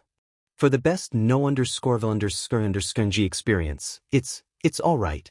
Although Galen will definitely cry and complain to his grandfather, they won't meddle with the problems of youngsters. We will deal with Galen if he tries anything," Noah assured her with his captivating smile. "That's some next-level cringe shit." Michael shook his head. "Where are my manners? The little guy said he's hungry, right? Come on, follow me." Edith's usual bright smile resurfaced on her face as she walked towards the door at the hall's end. The guards flanking the door pushed open the door for Edith, revealing a spacious room with several bookshelves neatly erected within. There were various different kinds of thick books placed on these bookshelves. Edith passed through them and finally came to the front of a work desk. She then turned around, looking at Noah with a smile. "Have a seat. Now, can you tell me just what you need?" Pointing at the chairs at the side, she asked. They nodded, randomly pulling out a chair and sitting down. Then, after musing for a moment, Nia stared at Edith. Who was that elf? Meanwhile, Norvin reached for the fruit basket on the table and picked up a juicy red apple to munch on. Edith made a detour around the table and sat behind it. Her lips slightly pouted as she said with a smile, "His grandfather is the Aqua Clan branch leader in Idrizel. Since King Maxim and Galen's grandfather have been in talks to form an alliance, I have to act as the liaison between them. Usually, he would avoid me when I was with Victoria. But since she's not here, he got cocky." Edith brushed over the black hair of her forehead and said somewhat tiredly, It was evident to Noah that the elf has been troubling her for some time now. Princess Victoria? Alicia asked. You know her? Alicia nodded at Edith. Everyone knows her, I guess. Recently I heard she single-handedly destroyed House of Kayla visits.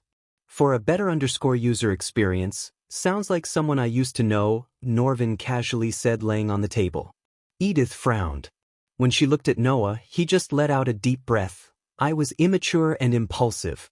Those days are behind me now. Noah didn't suddenly have a change of heart about killing. Honestly, he learned the hard way that taking a life should be the last resort. He still had nightmares about the children who lost their parents because of his ruthlessness. So that day when those children looked at him with a confused look in their eyes, wondering why their parents had left them, Noah's heart shattered into pieces. Noticing the sudden pain in Noah's eyes, Edith quickly changed the topic while Alicia gave a cold look to Norvin, wordlessly telling him to shut up. You don't have to worry about Galen. On the contrary, he should be worried about Victoria. If she knew what happened today, she wouldn't give a damn about the alliance. Instead, she would kick the crap out of Galen. Now I have to think of ways to calm her down when she returns from Mazeroth. Speaking of Mazeroth, have you seen him? Norvin's curiosity got the better of him. Only after uttering these words did he realize he shouldn't have asked the question in front of Alicia. To everyone's surprise, Edith understood whom he meant by him. Unfortunately, yeah, we met him. Edith's face turned darker and gloomier as though the light had been drained from her face. If you're going to compete in the alchemy competition, you will meet him. Because he will be one of the judges. As soon as Alicia heard Edith, she clenched her fist to the point her nails protruded into her soft palm and blood began to trickle down to the ground. I heard what he did, and I'm sorry, Alicia, Edith softly spoke. For a few moments, Alicia didn't respond. I will pay him back in thousands of folds when I get the chance. Visits. For a better user experience. Chapter 494 Saving Olivia from Marrying Noah. Meanwhile, Michael and Olivia went to the corner of the hall and discussed what she planned to do with Ricky. What should I do, teacher? My father will never accept Ricky. Her eyes watered behind the round glasses. Usually, Michael would avoid poking his nose into the love lives of others because 99% of the time, it would backfire. However, since both Ricky and Olivia were an important part of his future plans, he had to intervene because they messed up as Catherine and Andrews did. First, you can drop calling me teacher in private. It feels weird. We are discussing your love life, so I'd say we are long past mentor-disciple relationship, Michael said, leaning on the wall. Looking at his calm demeanor gave Akvia some strength to face her father. This explains why Ricky was acting so weird, weirder than usual. Michael recalled Ricky avoiding eye contact and talking way less than usual after he returned from Amazaroth. Now he realized Ricky was afraid of him loving Olivia, who was Michael's student. He was freaking out to talk to you more than me. He was afraid you would kill him. What? Michael frowned. You do have a pretty violent history of dealing things ghost. She bitterly grinned, feeling weird calling him by his name for the first time. Still, I'm not a freaking psychopath, Michael sighed. Is there any other reason your father doesn't want you to marry Ricky apart from him being a commoner? Olivia nodded, and what she said next completely stunned Michael. He wants me to marry, she stuttered, struggling to say the next words. Speak. Olivia took a deep breath and mustered enough courage. He wants me to marry Noah Winston. As soon as she said that, Michael stopped leaning on the wall. His body tensed. The last thing he wanted was to have one of his subordinates marry his future archenemy. The latest underscores are on website. Is he crazy?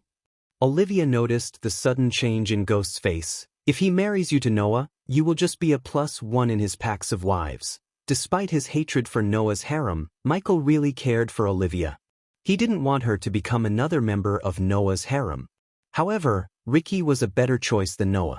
Besides, Ricky had all the qualities a man should have. He was hardworking, loyal, and honest. What did you tell him?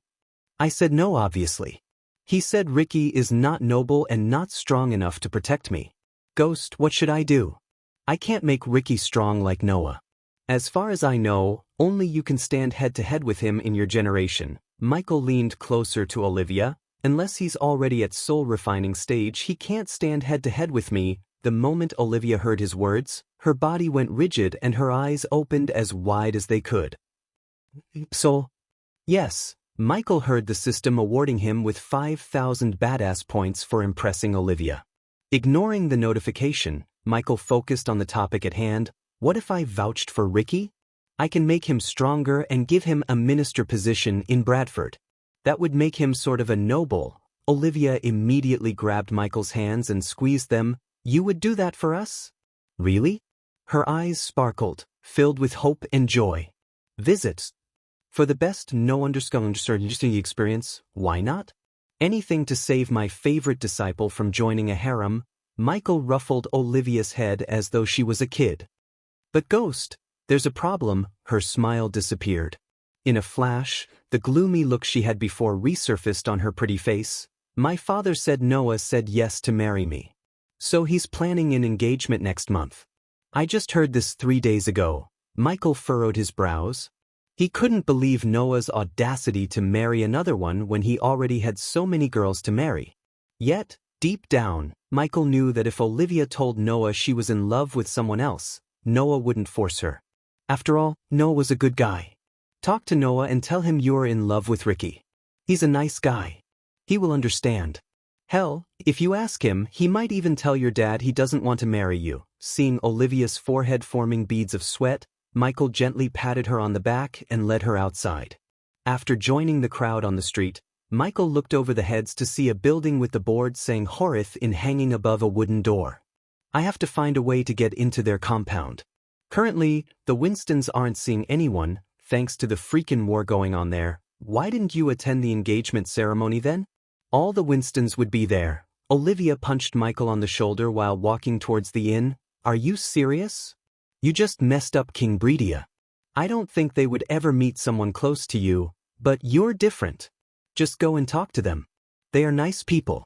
I will talk to your dad after we go back. Thank you, Ghost. You're the best. She wrapped her arms around his shoulder and squeezed him.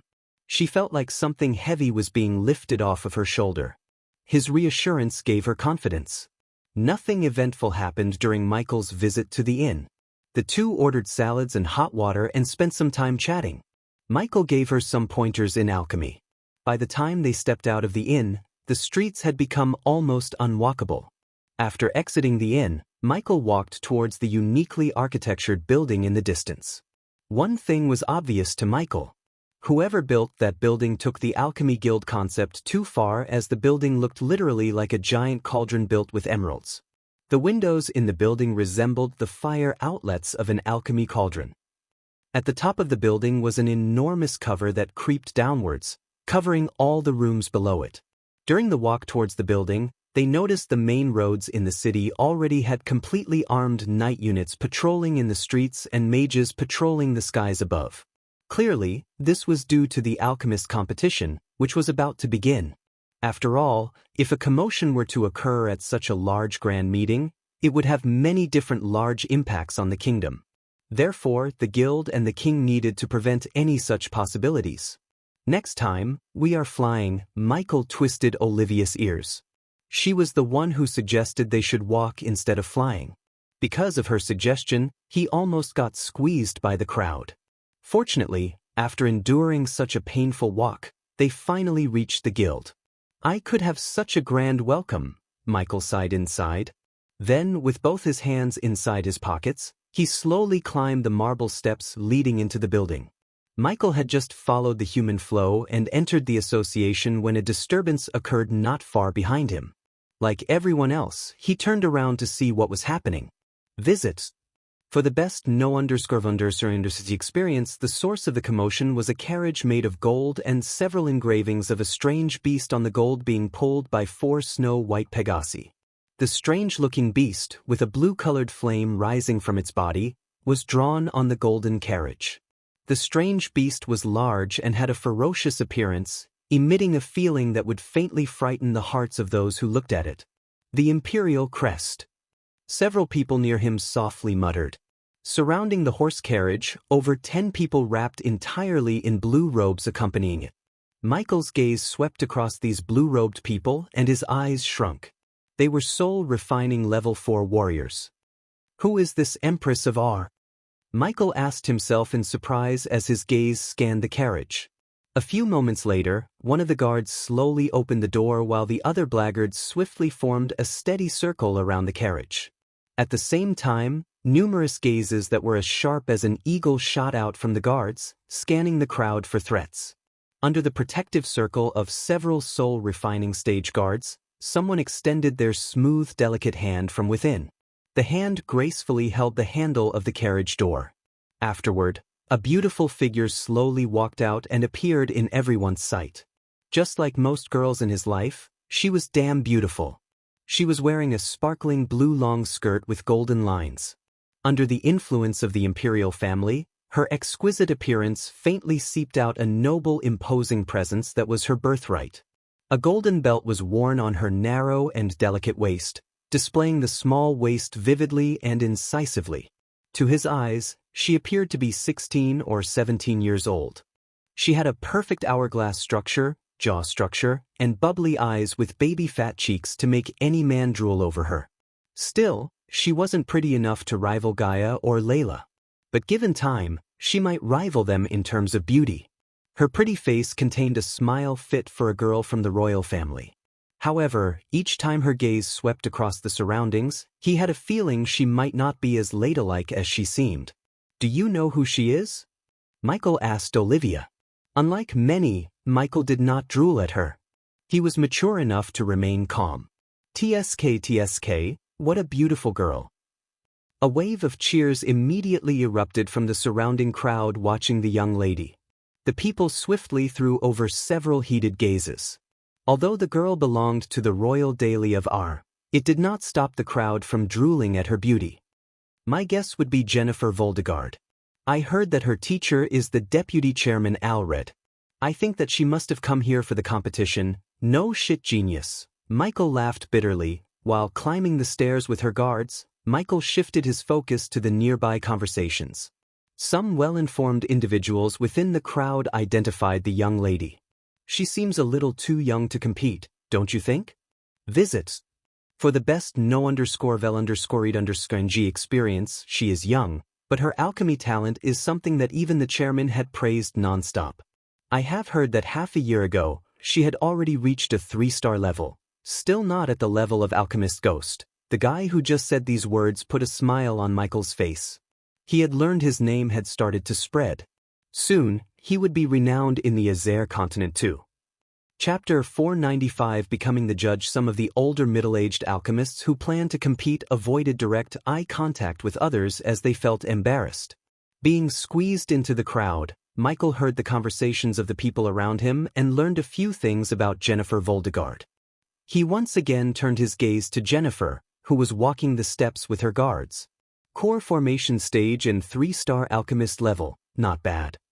Michael thought to himself. Her achievements were quite stunning to the others, but not for Michael.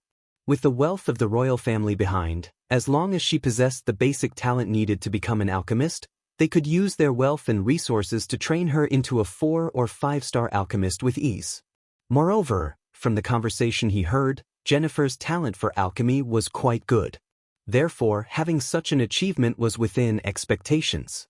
Under the protection of the guards, Jennifer swaggered through the packed crowd into the building without meeting any obstruction.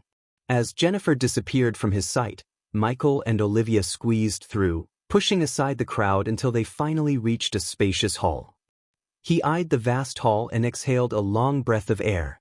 Then, wiping off the sweat beads on her forehead, Olivia walked toward the Western Hall area as though she had walked there countless times. Unlike the rest of the hall, the western area was blocked by lines of golden pole barricades. Several guards armored from head to toe raised their hands, noticing Olivia and Michael. Restricted area, not for me. I am one of the judges. Michael flicked his wrist, retrieving the invitation letter from the system storage. Since the guards were wearing metal helmets, he could not see the shock on their faces. The guard before Michael took the invitation letter and opened it up only to get startled after a few moments. You are Ghost? One and only. Okay, teacher. You deal with this. I have to go register my team over there. Olivia looked over at the crowded southern side of the hall. Cool. The latest _SODIES are on _SCORTH's website. She rushed towards the crowd while the guard eyed Michael from top to bottom. So young, the guard mumbled under his breath. Here is my core disciple card. I'll help you confirm my identity. With another flick of his wrist, Michael took out the golden card from the system storage. The guard looked at the name Ghost embossed on the golden card in black. Please forgive us, my lord. The guard looked at the card and the invitation letter for a moment before stuttering. It's okay. You guys are just doing your job. Now can I go in? Yes, my lord. Please this way. Michael jumped over the golden poles and walked towards the door by himself instead of waiting for the guards to remove the poles. After Michael disappeared through the door, the guards were stunned. What a nice guy, the guard who checked the invitation letter exclaimed to the other guard. Yeah. For a 5-star alchemist, he's surprisingly chill. It's a breath of fresh air for a change, the guards conversed. Working as the guards in the alchemy guild, they had seen their fair share of talented alchemists and they all had one thing in common: arrogance. The moment they reached the 3-star level, the alchemists would treat the guards like dirt. But seeing a 5-star alchemist who dethroned alchemy king Gabriel being so humble and modest, they were genuinely surprised. Immediately Michael's status in their hearts reached another level. Passing the guards, Michael walked into the corridor brightly lit with a straight line of chandeliers and slowly climbed up the stairs. The stairs led him to a brightly lit hall tiled with marble stone that reflected everything in the room. The hall had a luxurious feel thanks to all the golden tables, chandeliers radiating gold light, golden windows, and even the sofa set was inlaid with gold lines surrounding a pearl-white cushion. Currently, only a chubby old man with a pointy beard sat on the sofa blowing the cup in his hand. The old man had a mix of white and black hair, no mustache, and wore a green robe. He was calmly sipping the tea when he noticed Michael. "Young man, you must be Ghost," the old man greeted Michael with a grin. "And you must be?" Asian Dawson. Humble 5-star alchemist and one of the grandmasters." The old man reached out to shake Michael's hands. "Ghost," Michael simply said after firmly shaking his hands. "Visits. For the best no understanding experience. A man of few words, I presume. You have a long list of achievements than this old man ever had. Well, if I listed out everything, I would look like an arrogant brat." Michael smiled as he leaned back on the sofa. "Quite a crowd out there. What's the format here?" Hearing Michael's question, Audiobook leaned forward and drew a huge rectangle on the tea table's surface as he continued with a smile. "All the alchemists in the competition will be participating simultaneously on a huge platform. We will have a few rounds, and the competition's requirements will gradually become harder. Like in any other competition, we will eliminate many at the end of each round. Whoever can stand out among the cream of the crop will be the final victor. This is the format for both individual and group." "Oh." Michael nodded his head slightly. He could imagine the spectacular view of hundreds or thousands of alchemists raising their flames and refining pills and potions on the same platform while people cheered for them. "Back then, when I first participated, I almost peed myself. Nowadays, the alchemists are too strong both mentally and physically." Asian laughed, appearing to know what Michael was thinking. "Here, as a fellow judge, you should take a look at this name list." Audiobook flicked his wrist, taking out a golden parchment from his space ring. Michael was somewhat curious as he opened the parchment to see the long name list. What surprised Michael was there were names still appearing on the list as he was reading the list. Michael kept reading all the names until his eyes stopped at the name Lilian Icarus. Lilian Icarus. That's Gabriel's successor. Do you know him? As though Asian knew Michael's gaze was locked on Lilian's name, he explained. "I heard about it somewhere." Michael simply brushed it over. But, of course, he couldn't say he read it in the book he bought from Lord Information. Dealing with Lord Information wasn't something one should brag about. Michael then noticed Noah's name appearing on the bottom of the list, and then the name Jennifer Voldegard appeared as Asian began to speak again. "You might be familiar with another Voldegard, right? Lane Voldegard?" Michael nodded. "He's my alchemy teacher in Mazeroth." "So this Jennifer Voldegard, is she a relative?" "It's complicated and it's not my place to explain." Michael was surprised inside but didn't show any expression on his face. The latest _SODIES are on _. Website. Have you ever met her? Quickly asked Aishan, changing the topic away from Professor Lane. I have seen her for a moment at the entrance just now, Michael nodded. Don't look down on that girl. Under the support of the Imperial family, she has so many hidden cards that would dazzle people. Aishan smiled and reminded him. She could have all the hidden cards in the world, but he had something she could never have, the system. As he was looking through the name list, the parchment glowed for a moment, and then, the tiny stars appeared beside each name. Most had 2 stars, some had 3, and only a few had 4 stars. As you can see, we have quite a talented roster here. Just counting the 3-star alchemists, there are already 13 of them. So tell me, from one judge to another, who do you think will win the competition? Noah, Michael immediately thought in his mind. There was no doubt in his mind. After all, Noah had a 6-star alchemist grandpa in his ring. It would be funny and embarrassing if Noah didn't win the competition as far as Michael was concerned. I have no guesses, Lord Aishan, since I don't know most of them on the list. A few more sips later, Aishan finished his tea and placed the cup on the table. Young man, you still have one little thing to do before entering the judges' panel. Alchemists from the guild don't have this procedure, but since you're an outsider, it's the rule. I hope you don't mind. Of course not. It makes sense actually. Wonderful. Aishan stood up, smiled, and said, follow me. Know that due to security reasons, some participants might be in the same hall we are going to. Cool. Michael nodded his head, stood up, and followed Aishan. The 2 of them walked out of the room and walked along a quiet corridor for a short while. Once they were at the end, they pushed open a door by the side, entering the hall that looked the exact replica of the one they came from.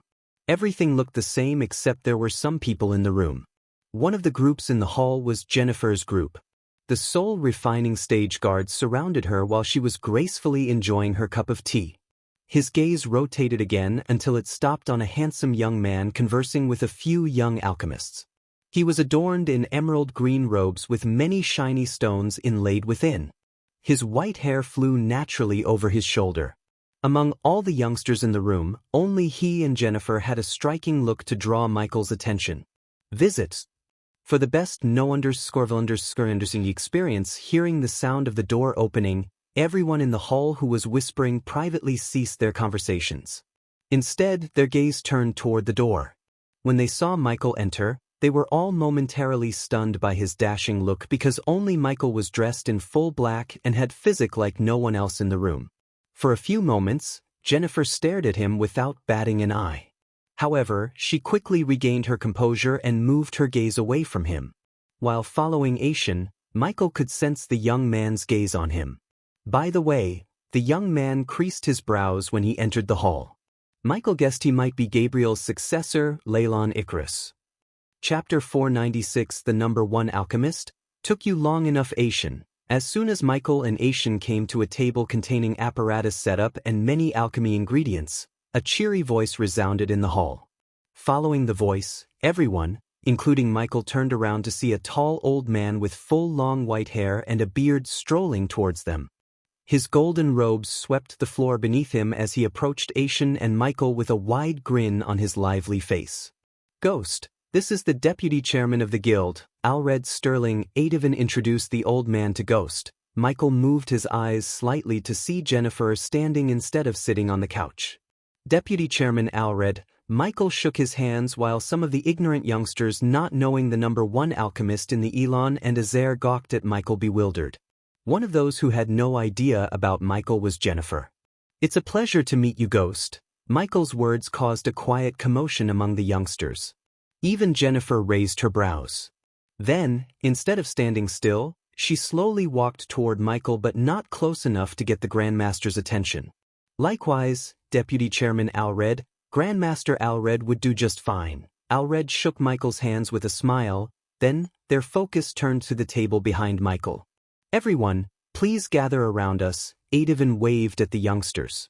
Then, in a few blinks of an eye, all the youngsters and their guards formed a circle around the table. Michael guessed what was about to happen and snickered inside, looking at the unfairness. So the rich and powerful would get an opportunity to see him refine pills and potions closely while the rest wait in line outside. This was so unfair. Still, Michael didn't utter anything. Compared to the unfairness, the badass points he was about to receive alleviated his mood. "Has Grandmaster Asian explained why we are doing this, Ghost?" asked Alred as Michael nodded. "Although it's a rule, we put together something special just to witness your heaven-defying talent. Think of it as a tutelage for old bones like us. Best source of knowledge is experience, Grandmasters. So you too are full of knowledge whom I can learn many new things from." Michael chose to be humble because if he learned one thing from Mazarorth, it was never to underestimate anyone. Professor Lane taught him that lesson by outsmarting him every step of the way. Besides, having a system didn't mean he had to be an arrogant young master. "You're calling us old, aren't you?" Asian's words made everyone burst into laughter. Everyone laughed and made the atmosphere cheery and lively except for one. It was the young man who eyed Michael with some kind of malicious intent. But Michael completely ignored him. Cockatrice scale, griffin claw, silk bittercrest, silent bittersweet, giant bitterweed, pest blade. Michael named the alchemy ingredients on the table one by one after they finally stopped laughing. "Tonic of intellect. That's what you want me to brew. Am I right, Grandmaster?" Michael asked Alred and Asian without even opening up the golden parchment near the emerald cauldron fuming smoke. Tonic of intellect. A glint of surprise emerged in those old eyes. They should be surprised because they had to scour through the ancient scrolls to find the recipe, yet the young man before them immediately guessed what they could brew after taking a look at the ingredient for a second. "How much purity can you reach, Ghost?" Alred asked curiously. But instead of answering his question, Michael said in a rather serious tone, "Grandmasters, this is a highly addictive potion. It's not even a potion. It's kind of a drug.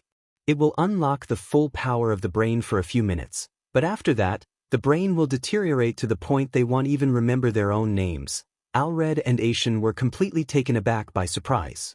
Michael could see the shock in their eyes, but these two old men were quite good at hiding their shock. "Of course, we know that. Now please, demonstrate to us your skills." To Michael's knowledge, the tonic of intellect was a failed potion. Also, it was kind of a magical potion. Because whoever drinks the potion must be aware that they are drinking the potion of intellect. Otherwise, the potion wouldn't show any effects on them. In simple words, it would be no different than water. If one were aware at the time, the potion would make them a genius at their specialty for a few minutes. After the effects wore out, they would crave more potions. They would not be able to live without the potion as the potion was highly addictive. The continued consumption would kill the brain cells until the brain completely stops working. Nodding at the two Grandmasters, Michael raised his right hand. In a blink of an eye, dark green flames appeared in the form of an orb. Many youngsters weren't even sure that the orb was the alchemy fire because it was hovering above his palm in a perfect shape of a sphere. The sheer control he had over the fire stunned even Professor Lane, let alone these youngsters. Ding! Congratulations to the host for successfully being a badass. The reward is 2,000 badass points. Ding!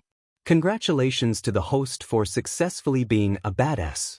The reward is 5,000 badass points. Ding!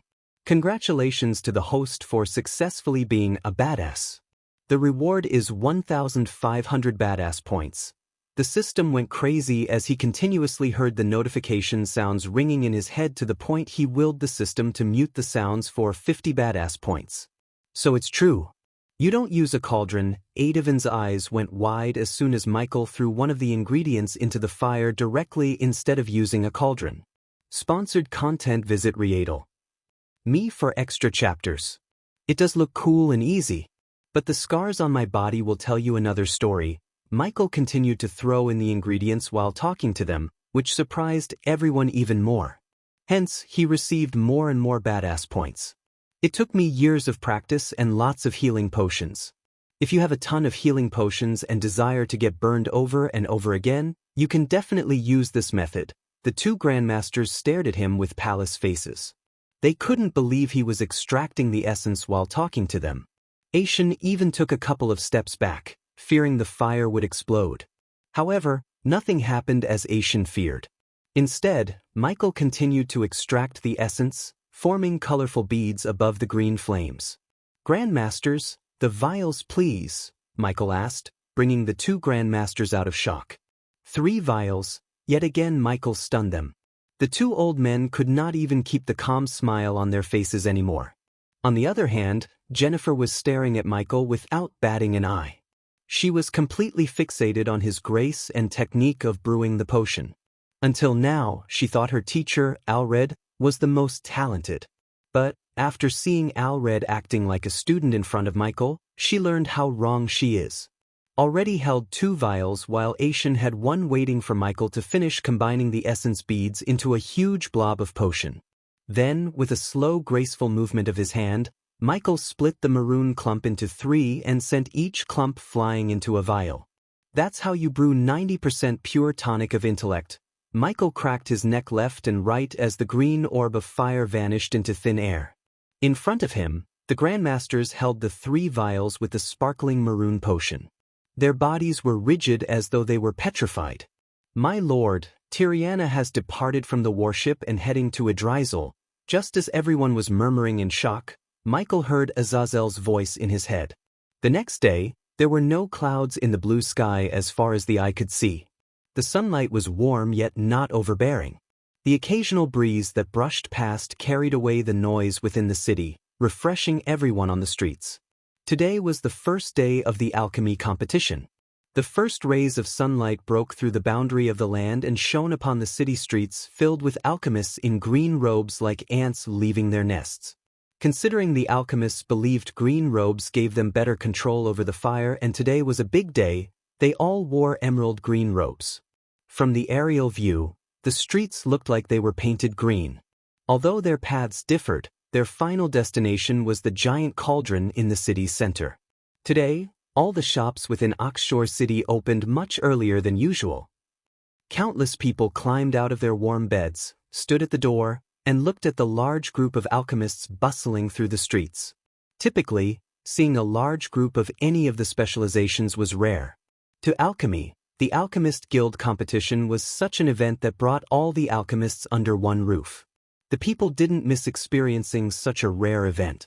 On this special day, Noah woke up very early. Before leaving the bed, he sat cross-legged to meditate for an hour.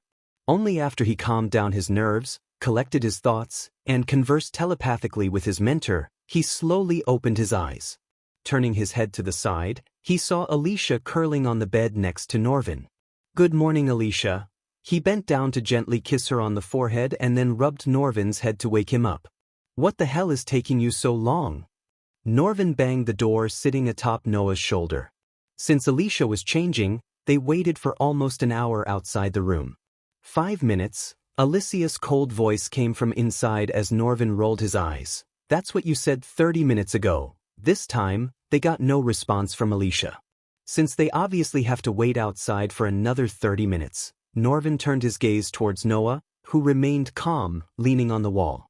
Just like Michael, Noah didn't believe green robes would give them better control over fire. Thus, he was in his usual white dress. "Where is the competition taking place again?" asked Norvin. "In the Aqua Arena adjacent to the guild." The guild had no place to hold the thousands of spectators and competitors. So every time they'd host the competition in the Aqua Arena, "Let's go." Finally, Alicia opened the door, revealing her long white dress matching Noah's robes. She looked gorgeous even with the mask changing her natural face. Noah locked his arms with her and walked out of the inn with 2 goals: save the guild leader and win the competition. Chapter 497. The 6-star alchemist Hendrix Gardner, thinking about having thousands of people raising their flames and refining pills and potions on the same platform simultaneously, Noah couldn't help feeling a little excited. That spectacular manner was likely to be extremely thrilling. As they flew above the crowd for a few moments, the Aqua Arena that Aishan had mentioned early had gradually appeared in their sight. Noah raised his gaze at the cauldron-like building in the distance. Behind the guild building, Noah could vaguely notice the colossal arena. Currently, there were fully armed Aqua Clan soldiers stationed outside the building to maintain order. The green-robed crowd flooded towards the Alchemist Guild building, and it was evident to Noah that the competition had gathered thousands of alchemists from all over the world. The kingdom would receive a huge blow if a riot were to occur. Therefore, The royal family of Idrizel and the guild were extremely cautious regarding maintaining order. Unfortunately, the crowd caused finding the assassin or how Gabriel planned to assassinate the guild leader Hendrix Gardner. There were inspectors from the Alchemist Guild stationed at the entrance. Only guild members and the participants were allowed to enter from this entrance while the spectators entered the arena through the west side entrance. Good luck, Noah. Alicia pecked Noah on the cheek before flying towards the west entrance with Norvin. After Alicia left, Noah squeezed through the participants in the guild hall and finally entered the arena adjacent to the guild. Finally, Noah breathed a sigh of relief as the arena had enough space to accommodate all the participants without squeezing them together. Standing at the entrance, Noah looked at the large arena built with an aquatic blue marble to the point that he felt like he was standing inside an ocean. He could not help but shake his head in praise. The arena was round oval, with countless seats symmetrically like shark teeth. Opposite the audience seats, VIP seats were decorated lavishly, specially catered for the judges and special guests. As his gaze swept over the incomparably large open ground, Noah discovered that thousands of jade square tables scattered neatly, resembling a green rock military unit standing still. Currently, countless alchemists were participating in the competition quietly seated cross-legged on a stone chair behind the jade tables within the open ground. But as time flowed, moving closer to the beginning of the competition, more and more alchemists swarmed into the arena. They took seats randomly since no table number or token was allocating specific tables for a particular participant.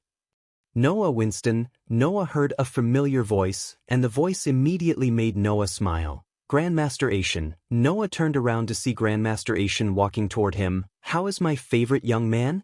Asian embraced Noah in a tight hug. Doing wonderful, uncle. Sorry. Noah cleared his throat realizing they were not alone. Grandmaster Asian. I am glad to hear that. Asian patted Noah's shoulder. Then Asian ascended to the air taking Noah with him. Let's go to the VIP seats first. There is still some time until the start of the competition. I want you to meet some important people. It might help you do your other thing. Asian winked at Noah as Noah nodded at him. Asian was the one who tipped Noah about the assassination plot. Because of Gabriel's connection in and out of the guild, Asian couldn't trust anyone except Noah. Gabriel hasn't arrived yet. But you need to be careful about the new guy. I can't quite put my fingers in it, but he gives me chills. Asian's face turned serious after they left the ground and ascended to the air above. Before Noah could ask who that man was, they reached the VIP seating, where Noah saw Alred and an old man with brown hair and a few stripes of gray hair leisurely sitting on the chair in the middle. He wore a purple robe with golden engravings and seemed to meditate with closed eyes. That is the guild leader, Hendrix Gardner, a 6-star alchemist. Before Gabriel became who he is today, Lord Hendrix had given him a lot of care. It would not be an overstatement to say that he was the mentor of Gabriel. Asian softly said. Noah's eyebrows twitched slightly. He had only heard about Hendrix, but this was the first time he had seen the man. The old man with tired eyes appeared to have sensed the gazes focused on him and suddenly turned his head around. He turned his seemingly perplexed gaze toward Noah's side. A friendly smile appeared on the dried skin on his face. Seeing that the old man had turned his head over, Asian hurriedly bowed and greeted. After which, they slowly walked to the front row. Lord Hendrix Gardner, how was your journey to Idrizel? The old man slowly opened his eyes, turning his head to look at Asian. It's Asian, right? You've reached the 5-star level. Your progress is not bad at all. Hendrix swept his turbid gaze at the two of them and laughed softly. It's all because of Lord Hendrix's teachings the last time around. Asian respectively said. All that I can speak about is some of my personal experience. The most important thing is depending on yourselves. Hendrix Gardner smiled, shaking his head. He suddenly turned his gaze toward Noah behind Asian. Who is this young man, Asian? Your disciple? With a friendly smile, Hendrix asked Asian, Lord Hendrix, this young man is Noah Winston. He is the youngest guardian captain. Adovan introduced Noah to Hendrix as Noah bowed slightly to show his respect to the 6-star alchemist before him, not only the youngest guardian captain but also a talented alchemist. I can see the talent in your eyes. Hendrix Gardner's voice was neither hurried nor slow. Although it was a little hoarse, it had a certain magical-like property that did not allow others to interrupt his words. Sponsored content. Visit Riedel. Me for extra chapters. Noah calmly smiled but did not continue to say anything on this topic. Hendrix Gardner smiled and stared at Noah. His gaze seemed to have a deeper meaning as he paused on that calm face for a while. I wish you good luck, young man. You will need it, Hendrix calmly said. But something told Noah his simple words contained wisdom and meaning behind. Does he know about the assassination plot on his life? Noah couldn't help asking himself after hearing Hendrix's words. You should learn some aura hiding spells, young man. If you ever plan to visit that is, Hendrix continued with the same calm smile on his face. However, this time, his words were heavy as though he had sensed Noah's secret. Don't tell me that he sensed the teacher's presence? Noah blinked his eyes. There was a change in his heart as he muttered, Teacher. Noah telepathically called for his teacher. Relax, he can't sense me. But be careful, I have a strange feeling about him. Noah heard Andreas' voice in his head. Perhaps I have sensed wrongly, Hendrix said to himself. The sudden aura he felt or thought he felt wasn't around him anymore. The old man sighed in disappointment. Then he leaned back against the chair, appearing a little absent-minded as he entered a trance while his memory played. Back then, when Hendrix Gardner was still young, he had coincidentally met a revenant of an old man in a dungeon he and his friends adventured. Because of Hendrix's thirst for knowledge and young blood, he was separated from his group, ended up meeting the revenant, and spent 3 days with the old man. During those 3 days, the old man taught him a few things and gave him a scroll containing alchemy knowledge. By borrowing what the old man had taught, the initially unknown Hendrix Gardner, an adventurer with a basic talent for alchemy, advanced step by step to his current stage. Only after reaching the 6-star level, Hendrix had realized how terrifyingly talented the old revenant was when he was alive. Even though he and his fellow 6-star alchemists in were praised as the heavenly alchemists and worshipped by the world of alchemists, he knew none of them could hold a torch to the old man. Which was the reason Hendrix always remained humble despite his fame and stardom. The vague aura he sensed on Noah a moment ago was quite similar to the one that the old man had back then. It was the reason that Hendrix suddenly got lost in their thoughts. However, as Asian was about to take his seat, a burst of old laughter was emitted from a passageway in the middle of the seats. I knew you would run to Lord Hendrix as fast as your old legs could. Hearing the laughter, everyone turned their heads around to take a look. When they saw a white-haired old man wearing golden robes walking towards Hendrix. The person who arrived at the stage was Alred, whom Noah had when he came to the Guardian Guild. Jennifer also followed closely behind. Today, she was wearing a pale green alchemist robe that was clearly specially tailored for her using the best materials. Her spacious sleeves had bright silk pulled around them to form a lotus shape. This gave her an elegance that came from nowhere. However, Noah clearly knew her character and understood that this young lady, who appeared quiet on the surface, was actually a quirky person. As his gaze swept past Jennifer, Noah discovered that beside her was a tall lady wearing a luxurious and brilliant dress. Compared to the cute and petite Jennifer, the lady was mature and had a nobility feel around her. When she saw Asian and Noah, she just nodded to acknowledge their existence and then looked at the alchemists gathering down. There was an iciness and matured aura all over this lady. As her pretty eyes moved, a temptation naturally appeared. Noah's gaze swept past the two ladies and finally landed on Alred. He bowed and greeted with a smile. Grandmaster Alred, this young man is Noah, whom I have mentioned to you. His ability is extraordinary, Adavin told Alred and the lady standing beside, pointing at Noah. Hearing Alred's evaluation, Jennifer by the side tooted, secretly muttering something. It was likely that she was not satisfied by these words of Alred.